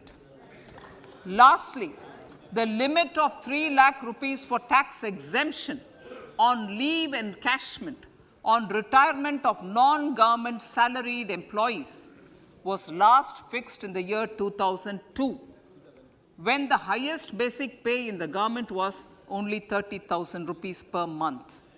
In line with the increase in the government salaries, I am proposing to increase this limit to 25 lakh rupees.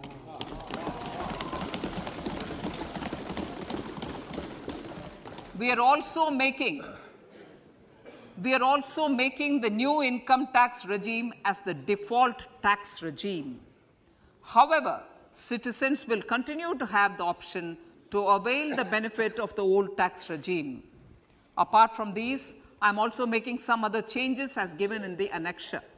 As a result of these proposals, revenue of about 38,000 crore to 37,000 crore in direct taxes and rupees 1,000 crore in indirect taxes will be foregone, while revenue of about 3,000 crore will be additionally mobilized. Thus, the total revenue foregone is about 35,000 crores annually. All right, that was the big announcement by the Finance Minister on the new tax proposals. We're also welcoming to our broadcast now Dr. Sanjay Baru and Yogendra Yadav. It's good to see both of you. And since you've just joined us, let me get first comments from both of you. Dr. Baru, to you first. This is your core area, not just as someone who's a specialist and an expert, but also someone who's been on the inside of government. You're aware of the challenges at a time like this. How do you think the FM scored? How do you think the government scored? Well, I think, she's continuing a strategy that she unveiled in February 2022, which is public investment-led growth, government spending-led growth, because for the last several years, private investment has not been forthcoming. And therefore, you see a sharp increase in revenue expenditure between the budget estimate for last year and the revenue estimate. And you see a step-up increase in capital expenditure. So government expenditure has gone up. And I think the finance minister herself said in her last year's speech that she hopes that with increased public investment, private investment would kick in. In fact, that's the phrase she used. And the economic survey also says that.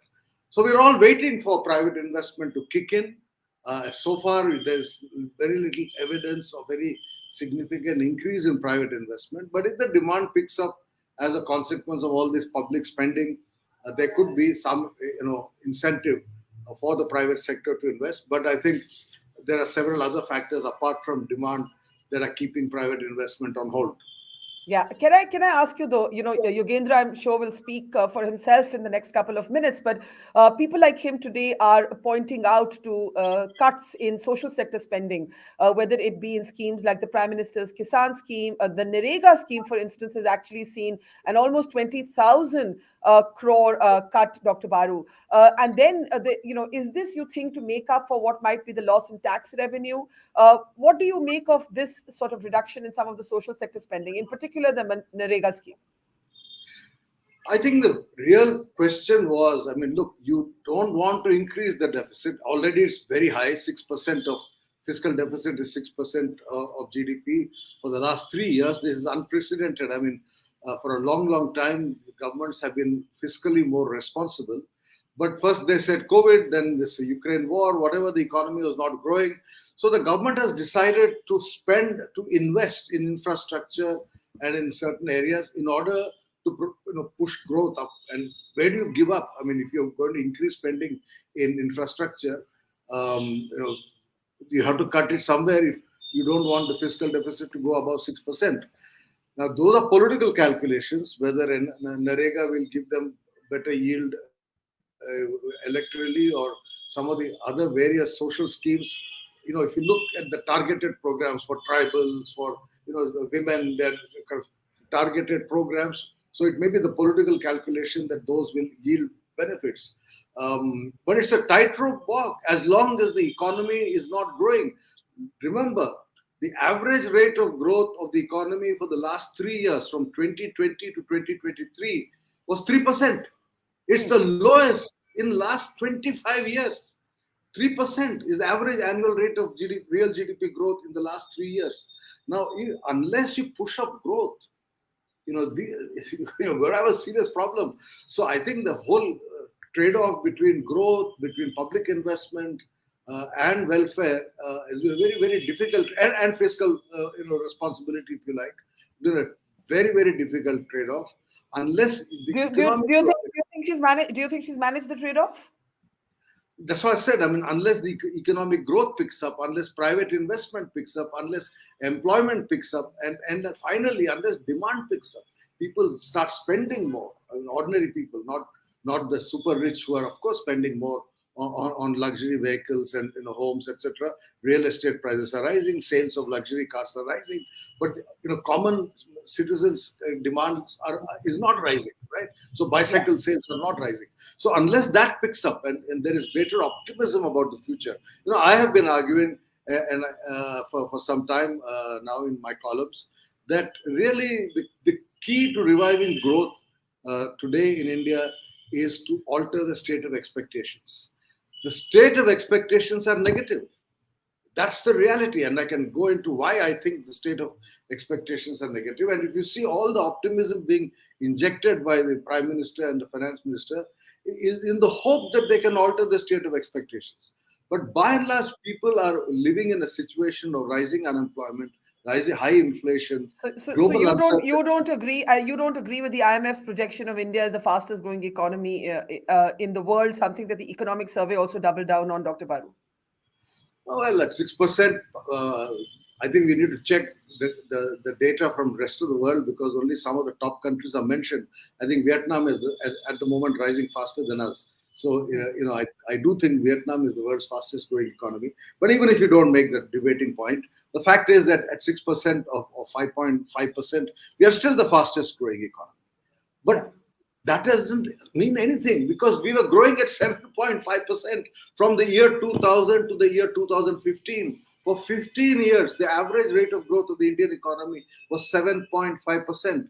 During UPA 1 from 2003 to 2010, it was 8.2% or 3%. Of course, sorry, I'm interrupting you, but some might point to the Ukraine war, to COVID, and all the rest of those factors. But if you can just hold your thoughts, I just want to bring in Yogendra Yadav and Mitali and Ravi, who've also been waiting. Hi, Yogendra ji, it's good to see you. I hope we have a stable connection to you now. I noticed in your early tweets on the budget, you're flagging cuts in social sector spending. Dr. Baru was early talking about the government's need to walk this tightrope, cut taxes, lose revenue there, but also, in a way, keep the fiscal deficit numbers on track. What are your big takeaways from the budget this morning, or this afternoon, rather? Yogendra ji. Barkha, first of all, I think we have not just a new budget, we have new kind of budget now. In the older days, and I can see people like Sanjay Baru here who would have seen budgets after budgets. In the older days, the finance minister would get up and say, this is my total income, this is my total expenditure. I propose to allocate my this much expenditure on this thing, this much expenditure on this. A budget is normally understood to be a statement of allocation and of raising resources. Increasingly, this started with the late Arun Jaitley ji, but now with Nirmala Sitharaman ji, this has come to a different state altogether. The budget speech has nothing to do with the actual budget. It's only when the tables come and then your eyes open up and you say, oh my God, this is what has happened. So I'm saying now with complete responsibility, and I would back it up with every single figure, that this is perhaps the most anti-farmer budget in the history of this country. I suspected that initially because when in the budget speech, Nirmala ji had almost nothing to say on agriculture.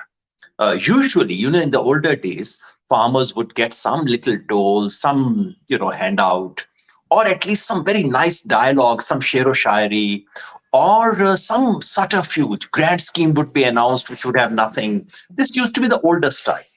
Today, she was simply silent, as if farmers don't exist for the first time. Can I interject to follow up on 2 points you made? One, you said the speech doesn't actually reveal a lot of the cuts. For example, the 20,000 crore cut that's taken place in Narega. You said she didn't focus on farmers. I just want to play out a small clip of her speech, and I want Dr. Baru and Ravi and others also to respond to this. She actually announced what she called an agriculture accelerator for agri startups. She also spoke earlier about food grains being supplied to Antadaya and priority households. Just listen in, Yogendraji, and I'll come back to you and Dr. Baru and the rest of our panel after that. The FM on the agriculture sector. For crop estimation, market intelligence, and support for growth of agri-tech industry and startups.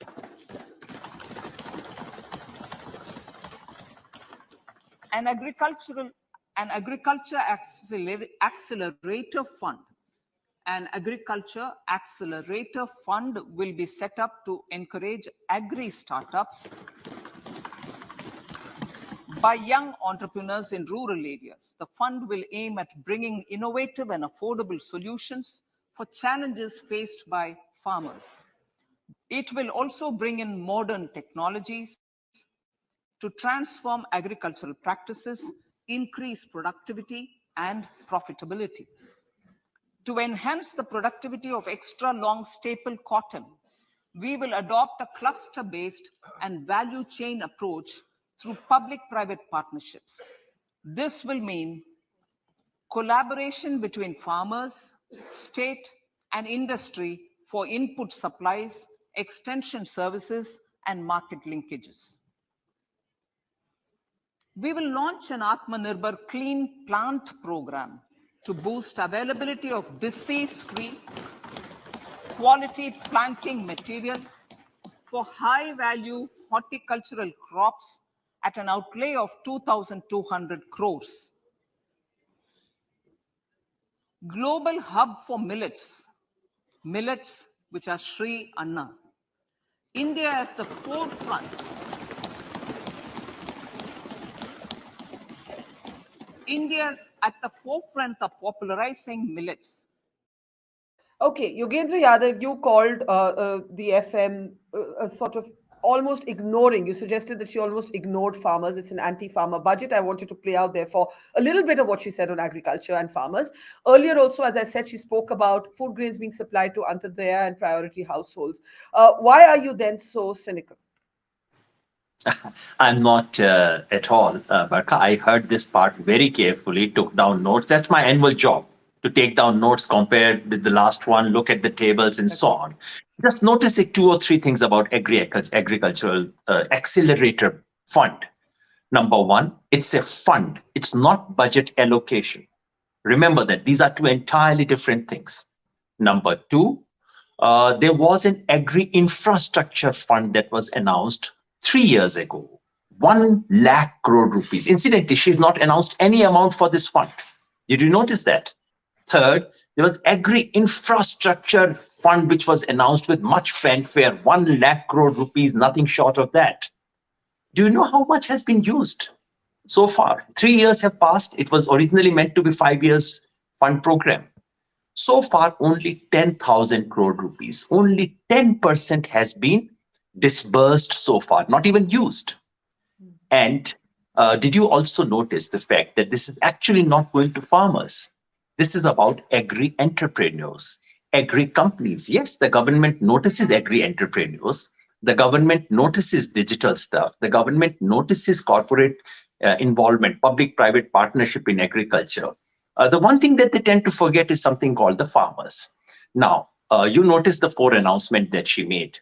Can I now just quickly rattle off Saptarishi, since she used the word Saptarishi? Here are the Saptarishi of agriculture, which normally should find mention in any speech. Number 1, you expect the finance ministers to say, at least in the older days, we used to expect the finance minister to tell you, this is how much I'm allocating overall for agriculture. Do you know what is the reality? She did not mention this word at all. But the reality is that overall budget for agriculture and allied sectors has been cut down from 3.84% to 3.20%. She did not mention anything about the big thing, 6 years Remember, Barkha, we have just completed 6 years of doubling of farmers' income. The least you expect from the finance minister and the economic survey is to say, all right, in these 6 years, we didn't double, but we managed to increase by 10%, 20%, 30%. No figure at all has been given so far. Okay, let me get Dr. Baru to respond on this. I'm sure you'll have other points to make, but the others have also been waiting, Ravi, Mitali, and Anirban. Dr. Baru, do you agree with Yogendra Yadav's criticism or critique that in a way, it's only when you study the numbers outside of the budget speech that you actually even realize that there have been, where the cuts have been? Is that standard? The budget can't give you every micro detail, or do you actually believe that some of the more difficult things have been left out? In fact, I remember Nirmala was widely praised, the FM was widely praised last year for not trying to put a spin on the fiscal deficit numbers, for instance. How do you think she's fared this year in terms of the transparency that Mr. Yadav is actually questioning? Lack of transparency that Mr. Yadav is suggesting. No, first of all, Yogendra is absolutely right that the structure of budget speeches or budget presentation has completely changed. As you correctly said, it's an annual financial statement. In fact, there is no word like budget in the parliament procedure. It is an annual financial statement along with which the finance minister makes a speech. But at the end of the day, what is being presented to the parliament is the annual financial statement. So you have to go into the numbers. And this government stopped giving the numbers, as Yogendra correctly said. It's only about policies. So when you announce policies without announcing the numbers, you really don't know what is the kind of fiscal support that would be given to these policies. And that is where, when we were younger, the first thing we would do as the budget documents came, we'd look at these numbers. Now, I'm sure a lot of young journalists are doing their job today, and by the end of the evening, you'll get all those numbers out. But the second thing I would say is that, you see, why does the finance minister do what she has done this year? I think that goes to the heart of the overall macroeconomic strategy for this year, which is that economic growth is not picking up. And there are genuine constraints, both internal and external, working on economic growth. And how do you move the economy forward? You can claim 7%, whatever you claim. How do you actually take it to 7%? So the formula or the road ahead that was been pointed out by this government last budget, which continues in this budget, is I will spend more money. The government will. No, this is the old 1950s, 1960s strategy. The pre-liberalization strategy, where you say private sector is not driving economic growth, so the government has to drive economic growth, and therefore infrastructure becomes the focus. Everything else is a political statement. I'm doing so much for tribal, so much for SC, so much for women, so much for this group, so much for Karnataka, so much for that is all the politics of the speech, right? Everybody wants to feel that they're mentioned. But the core economics of the speech is really public spending-led economic growth in the hope that private investment will pick up. And that private investment has not been... And you think we're still stuck exactly there, that we are depending on government spending, and therefore a certain amount of juggling, not juggling, but cutting. You have to cut spending somewhere if you have to keep your deficit targets on track. Yogendra ji and Dr. Baru, just give us a few minutes to open this up for the others. Ravi, let's bring you in, then Mitali, and then Anirban. Ravi Mantha, go ahead. Look, I think what we're seeing actually is a coming of age of India. And, I actually, I do agree with Yogendra ji that agriculture has been a bit de-emphasized in the union budget. But, please do remember that agriculture is largely a matter for the states. And we have a huge disparity now with South India and North India, and the agricultural scenario in South and North is completely different. And so I think it's actually a good thing that, in a sense, the union government is delegating agriculture where it rightly belongs, which is to the state governments, and focusing on the most important things that affect agriculture, albeit indirectly, such as capital spending, access to railways, railway infrastructure, and then focusing more closely on schemes like housing and things that matter to farmers, rather than direct farm subsidies for what is essentially a fairly inefficient sector still in India. Okay. We still have too many farmers, and I think there is a recognition that the urbanization and but what does it mean to have too many farmers? We're an economy where the farmers form the backbone of the economy. I mean, that is why the farmers protest movement, irrespective of where you stand on the legislation, was able to exert, Ravi, the kind of pressure it did. What does it mean to have too many farmers? Are you saying that we are too dependent on an agricultural driven economy? Is that the point you're making? Well, we're actually not even dependent on the agriculture economy. It says that there's a huge number of labor employed in agriculture, but it's not as a contribution to GDP. It has been coming down quite significantly over the last couple of decades. So you don't have a disagreement with the direction the budget has taken. Anirban, you work in rural India. What do you say? So I have a couple of points to say. We had this long conversation on Narega. If you look at the economic, survey, last year's data, there is a significant increase in the number of individual assets being created. So Narega, it started as a unskilled labor program in the late 2000s. But today, with the wage rates remaining stagnant, the local wage rates in many parts of the country are now higher than the Narega rates which are there. So Narega, for the last couple of years, we work very closely with the Ministry of Rural Development, so we look at the data also very carefully. So the Narega is increasingly being seen as an investment for livelihood assets. And there is a whole program of Government of India with NRLM and Narega coming together to create do you agree, therefore? Do you agree with this we have cut to relook, cut and spend? What I'm saying is, so I don't agree with the cut, but what I'm saying is the lens in which Narega has to be looked at is from a manual unskilled labor, investments for manual unskilled labor to rural asset creation. So, if you looked at during COVID period, it had crossed 1 lakh crores, 1,06,000 crores we had gone. And because there was distress, but today the demands are lower. So even if whatever money, even with this level of fiscal, tight roping which is there, even 60,000 crores, if it is invested in asset creation, it will give a significant jump to that. Got it. So that's point number one. Point number two on the agriculture piece, which we were talking about. So the whole challenge in this country is we have to move away from the field-based crops, from gehu, chawal. It has to move away to other things. Now, how do you kickstart that? So there, I think initial first steps were there: planting material, decentralized storage, fixing the packs across the country, at least some small steps, and definitely the agri startup space, although it's not directly money going into farmers' hands, but they are actually solving for the backward forward linkages on the ground, and this is the largest growing startup sector in the last 2 years. So I think these are small steps in the right direction. More could have been done, but with 6% deficit, what needed to be cut out, we'll have to look at numbers to come up really where could have been. I am little a person being focused on rural, so the cuts are not. I'm not too happy with that, but I can't immediately say where we could have diverted more money into this.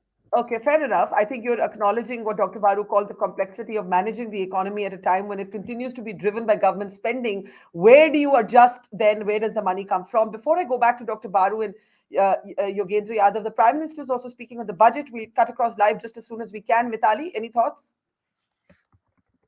Can we unmute Mitali?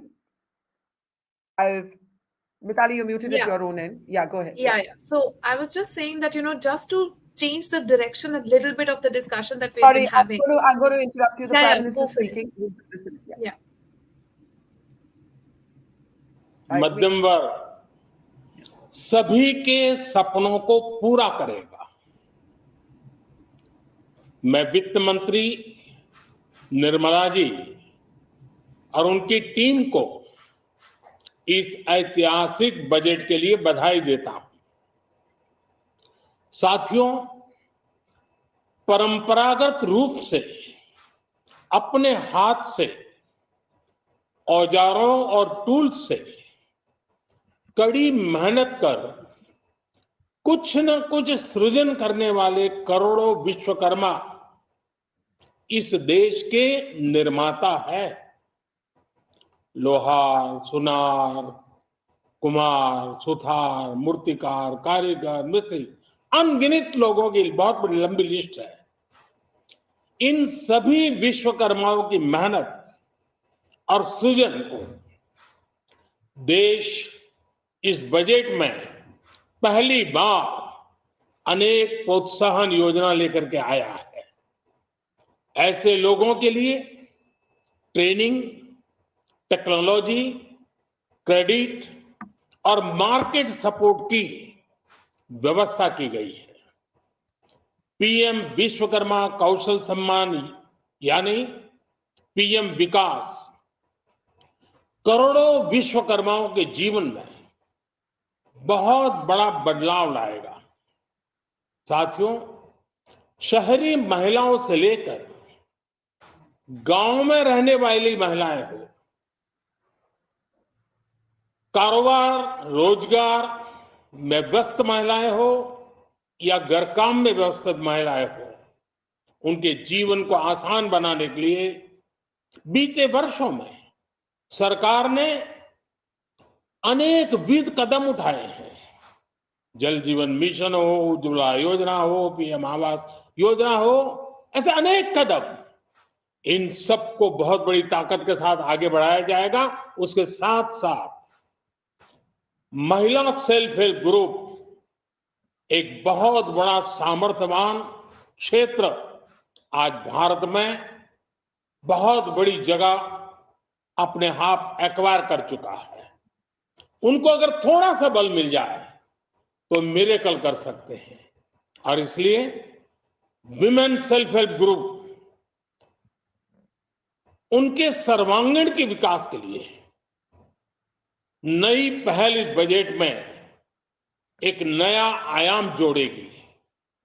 महिलाओं के लिए एक विशेष बचत योजना भी शुरू की जा रही है और जनधन अकाउंट के बाद ये विशेष बचत योजना सामान्य परिवार की गृहिणी माताओं बहनों को बहुत बड़ी ताकत देने वाली है।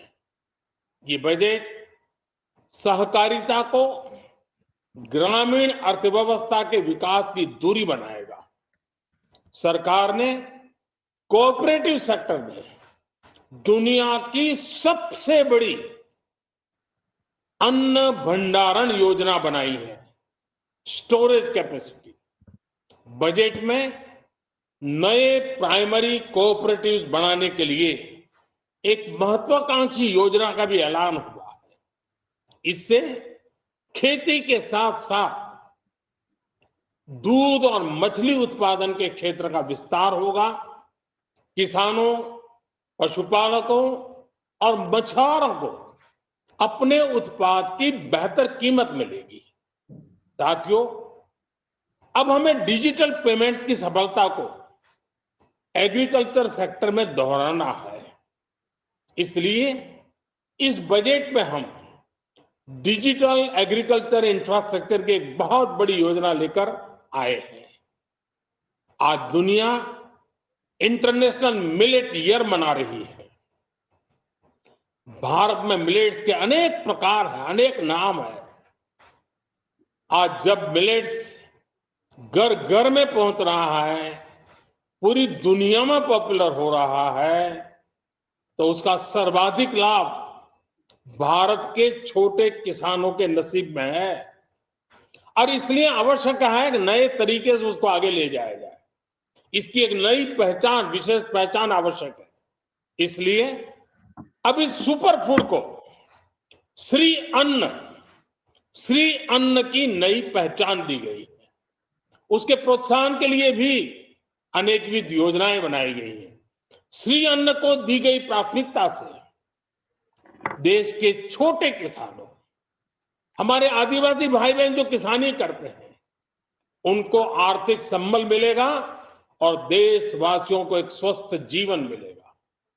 साथियों, ये बजट सस्टेनेबल फ्यूचर के लिए green growth, green economy, green energy, green infrastructure और ग्रीन जॉब्स को एक अभूतपूर्व विस्तार देगा। बजट में हमने टेक्नोलॉजी और न्यू इकोनॉमी पर बहुत अधिक बल दिया है। एस्पिरेशनल भारत आज road, rail, metro, port, waterways, हर क्षेत्र में आधुनिक इंफ्रास्ट्रक्चर चाहता है। नेक्स्ट जनरेशन इंफ्रास्ट्रक्चर चाहिए। 2014 की तुलना में इंफ्रास्ट्रक्चर में निवेश पर 400% से ज्यादा की वृद्धि की गई है। इस बार इंफ्रास्ट्रक्चर पर 10 लाख करोड़ रुपए का अभूतपूर्व इन्वेस्टमेंट भारत के विकास को नई ऊर्जा और तेज गति देगा।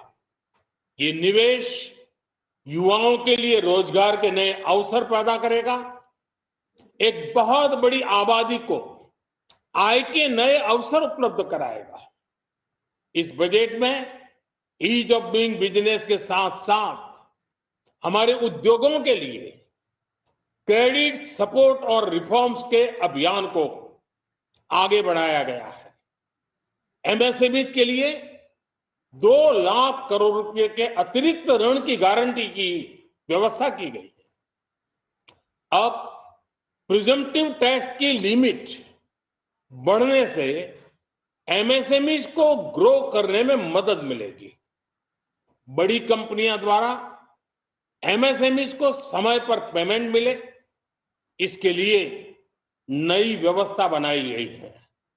साथियों, बहुत तेजी से बदलते भारत में मध्यम वर्ग, विकास हो या व्यवस्था हो, साहस हो या संकल्प लेने का सामर्थ्य हो, जीवन के हर क्षेत्र में आज भारत का मध्यम वर्ग एक प्रमुख धारा बना हुआ है।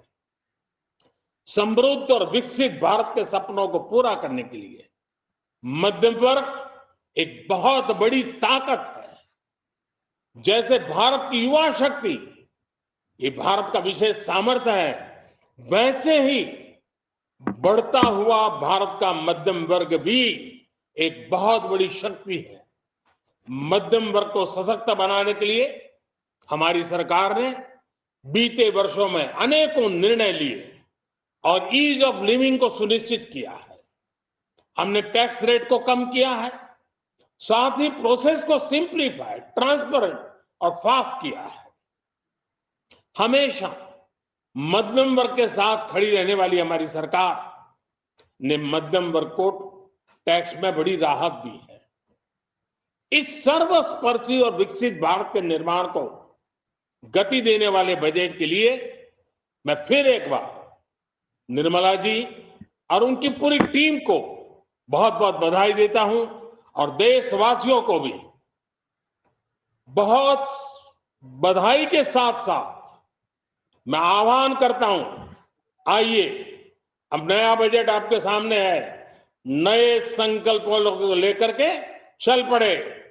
2047 में समृद्ध भारत, समर्थ भारत, हर प्रकार से संपन्न भारत हम बना के रहेंगे। आइए इस यात्रा को हम आगे बढ़ाएं। बहुत बहुत धन्यवाद। The Prime Minister there on the budget. Let me get closing remarks now from our panel. Dr. Baru, your thoughts as we conclude. Can we unmute Dr. Baru, please? Let me do it. I don't know if you're muted. As I said, yeah, go ahead. Go ahead. Yeah. The economic focus of this budget is really to get public investment, to somehow revive private investment. That's the whole underlying strategy of this budget. Everything else is politics. I mean, you just heard the Prime Minister is a purely political speech. In fact, till 2004, we didn't have this tradition of the Prime Minister coming and speaking after the Finance Minister. I started the tradition with Manmohan Singh only to make the point, which it was necessary to make at that time, that the Prime Minister was very much in charge because that was a big question about Manmohan Singh's leadership. But now you don't have to do that. I mean, we all know Narendra Modi is in charge. He doesn't have to come and repeat a political speech after the Finance Minister in order to say that I'm the author of the speech. But really, you hear what he said. It's every single political box has been ticked. SC, ST, Adivasi, Karnataka election, women, etc. It's middle class, So it's all politics. But the core economics of this budget rests on the hope, that an increase in a sustained increase in public investment last year and this year, which the numbers very clearly show, with money being diverted from all other areas, will somehow at the end of the day kickstart growth, take us back to at least 6-7% growth, which we are not yet there, whatever the Finance Ministry might claim. Okay, Yogendra Yadav, sorry, you were waiting and then the Prime Minister began his speech, so I'll let you make your concluding thought. Sanjay rightly said that, once the numbers arrive, we start looking at the numbers, and that's when we get the real picture. So let me just state a few numbers for you. We were talking about rural development. Overall budget for rural development has been slashed from 5.8% last time to 5.3% this time. This is not just 3 digital points. This is substantial slashing of this. On health, it's gone down from 2.2 to 1.98. On education, it's gone down from 2.64 to 2.31. On agriculture, since I know a thing or two, I heard Ravi carefully. I only wish what he said. I don't want to quarrel with him. I only want the finance minister and the prime minister to say it openly, namely that there are too many farmers. We are trying to reduce them, that farming is an inefficient sector, and that agriculture is none of our job. Basically, it's for the states to handle. If only they were to announce it, I completely agree. That's what the government is trying to do. I don't agree with Ravi's own analysis. But yes, I think he correctly points out the understanding of the government behind this budget. And that is why I say it is the most anti-farmer budget in the history of India. I'll just give you 2 or 3 quick figures to get a sense of what I'm saying. Prime Minister Fasal Bima Yojana, the overall budget allocation has been slashed. Now I'm speaking numbers, not just percentages. Slashed from 15,500 crores to 13,625. Fertilizers from 2.25 lakh crores to 1.75 lakh crores. You would say it's subsidy. Let's focus on a pure developmental scheme called Rashtriya Krishi Vikas Yojana, which is a bundle of all kinds of schemes to promote agriculture. Last year's allocation was 10,433. This year is 7,150. MSP, which is the main demand of the farmer. There used to be the question farmers ask is, all right, you've announced MSP. How are you going to give it to me? Mr. Arun Jaitley had announced a scheme called ASHA, so that every farmer should get the MSP. There are 2 other schemes. One is called PSS. The other is called Market Intervention Scheme, MIS. Barkha, do you know the allocation of these schemes? The ASHA scheme used to have an allocation of 1,500 crore rupees. Last year, it was cut down to 1 crore rupees from 1,500 crores, which is to say the scheme was abolished. The other scheme, Price Intervention Scheme, Market Intervention Scheme, used to have a budget of 3,000 crore rupees, was slashed to 1,500 crore rupees last year. And Barkha, you know what's the allocation this year? Is 0.1 crore rupee. Now, when I look at these figures, tell me, should I look at Prime Minister's speeches? Should I look at those lovely words about farmers? Incidentally, there were not too many lovely words either this time. Or should I actually look at these figures and say, how can you actually be so indifferent to agriculture? Unless you believe in what Ravi says they believe in. And I maybe agree with Ravi. So basically they are saying to people, forget agriculture, run away if you can. Don't ask me, ask your state government. It's none of my business. That's what the government is. I'm afraid I'm at the close, but I must allow Ravi a 30-seconder there and Mitali as well, who waited patiently. Ravi, go ahead, please. Ravi? Yogendraji, I'm not a politician, so I'm not going to talk things like anti-farming, but I think what matters in rural India are 3 things. First is inflation low. Second is rural incomes, are they going up? And the third thing is how much access they have to transportation and basic services. And if you look at all of those 3 measures, I think this government has done a pretty decent job, and they're continuing to do it. Whether you call it anti-farmer or not is a separate issue, because I think the direct benefit transfers which are benefiting individuals individual people, rural dwellers, is much more important than how much you allocate to a sector, which is then eaten away by the rich, creamy layer of the population. Can I bring in Mitali? Sorry, okay, Yogendra, a brief interjection. Okay, Yogendra ji first. Can we? Just 1 minute, Ravi. Since you are speaking seriously, and you spoke about farmers' income. Just give me one piece of statistics, something I've been asking for 6 years. I'm sure you will not disappoint me. The Prime Minister said farmers' income were about to be doubled. All right, that was a hyperbole. No one took it seriously. The 6 years have come to an end. Can you give me a figure of actually how much increase in farmers' income has taken place? Since you said the government has done pretty decently, I just want a figure. Okay.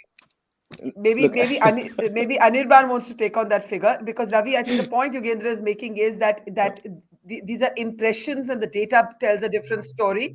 Anirban, if you can unmute yourself at your end and just respond. Yeah. So, Yogendra ji, overall, we are very far away from doubling farm incomes. However, there are parts of the country where horticulture has come up, vegetable cultivation has come up. So there genuinely there is doubling or maybe even tripling of farm incomes. But those numbers in the larger context of smallholder farmers is extremely small, because the biggest investment in this country which is required is around solving for, which is another scheme, is Har Khet Ko Pani. So unless we are able to have the Har Khet Ko Pani, which is back to the infrastructure question, doubling farm incomes are not going to happen just by productivity enhancement or market linkages. So that's where we are. Okay. Mitali, sorry, you've been waiting a while. Thanks, Barkha. So I'm just going to give a closing comment, Barkha. No numbers. The simple thing is, we are seeing GDP growth. India is a bright spot. We can all agree with that, because there are different global factors due to which Indian growth is doing better than many other countries. But at the same time, we are also seeing increasing inequality in India. That inequality is manifesting in different ways, whether it's gender inequality, which is one big part of it, also social inequity. There are billionaires that are being created, and yet at the same time, we are seeing increase in poverty levels. So is this budget really taking us to a place where we can address some of those inequalities? I would say on the infrastructure side and bridging those gaps, whether we look at an increase in the train allocations, railways allocation, Gati Shakti, all of that is very, very good for bridging inequality. But at the same time, maybe we need some more transfers to targeted groups. And I think that is something I would have wanted to see more. Well, I think Dr. Baru flagged the essential dilemma, as it were, or the challenge for the government, that if there isn't private spending and the government has to continue to spend, but also continue to offer, let's say, a reduction in, in how much tax somebody has to pay, and therefore a reduction in their revenues, if there isn't private consumption, if there isn't private spending, what's going to take the hit? Yogendra Yadav says agriculture and social sector have. Ravi makes the point that maybe the economy is being pulled in a different direction altogether, and the Prime Minister references aspirational India. The jury is out. We have to close. Thank you very much, Dr. Baru, Yogendra Yadav, to Ravi and to Anirban and to Mitali. Thank you so much. And to our audience, thanks for staying with us all day. Our special coverage and analysis of the budget is available on our platform, Mojo Story, our website, as well as our YouTube channel. So please do look it up if you've just joined in. Thank you for watching. Goodbye. Thank you, Barkha. It's great to see you here. Thank you for watching our work. If you haven't subscribed yet, don't forget to click the bell icon and subscribe to Mojo Story and support independent, robust journalism.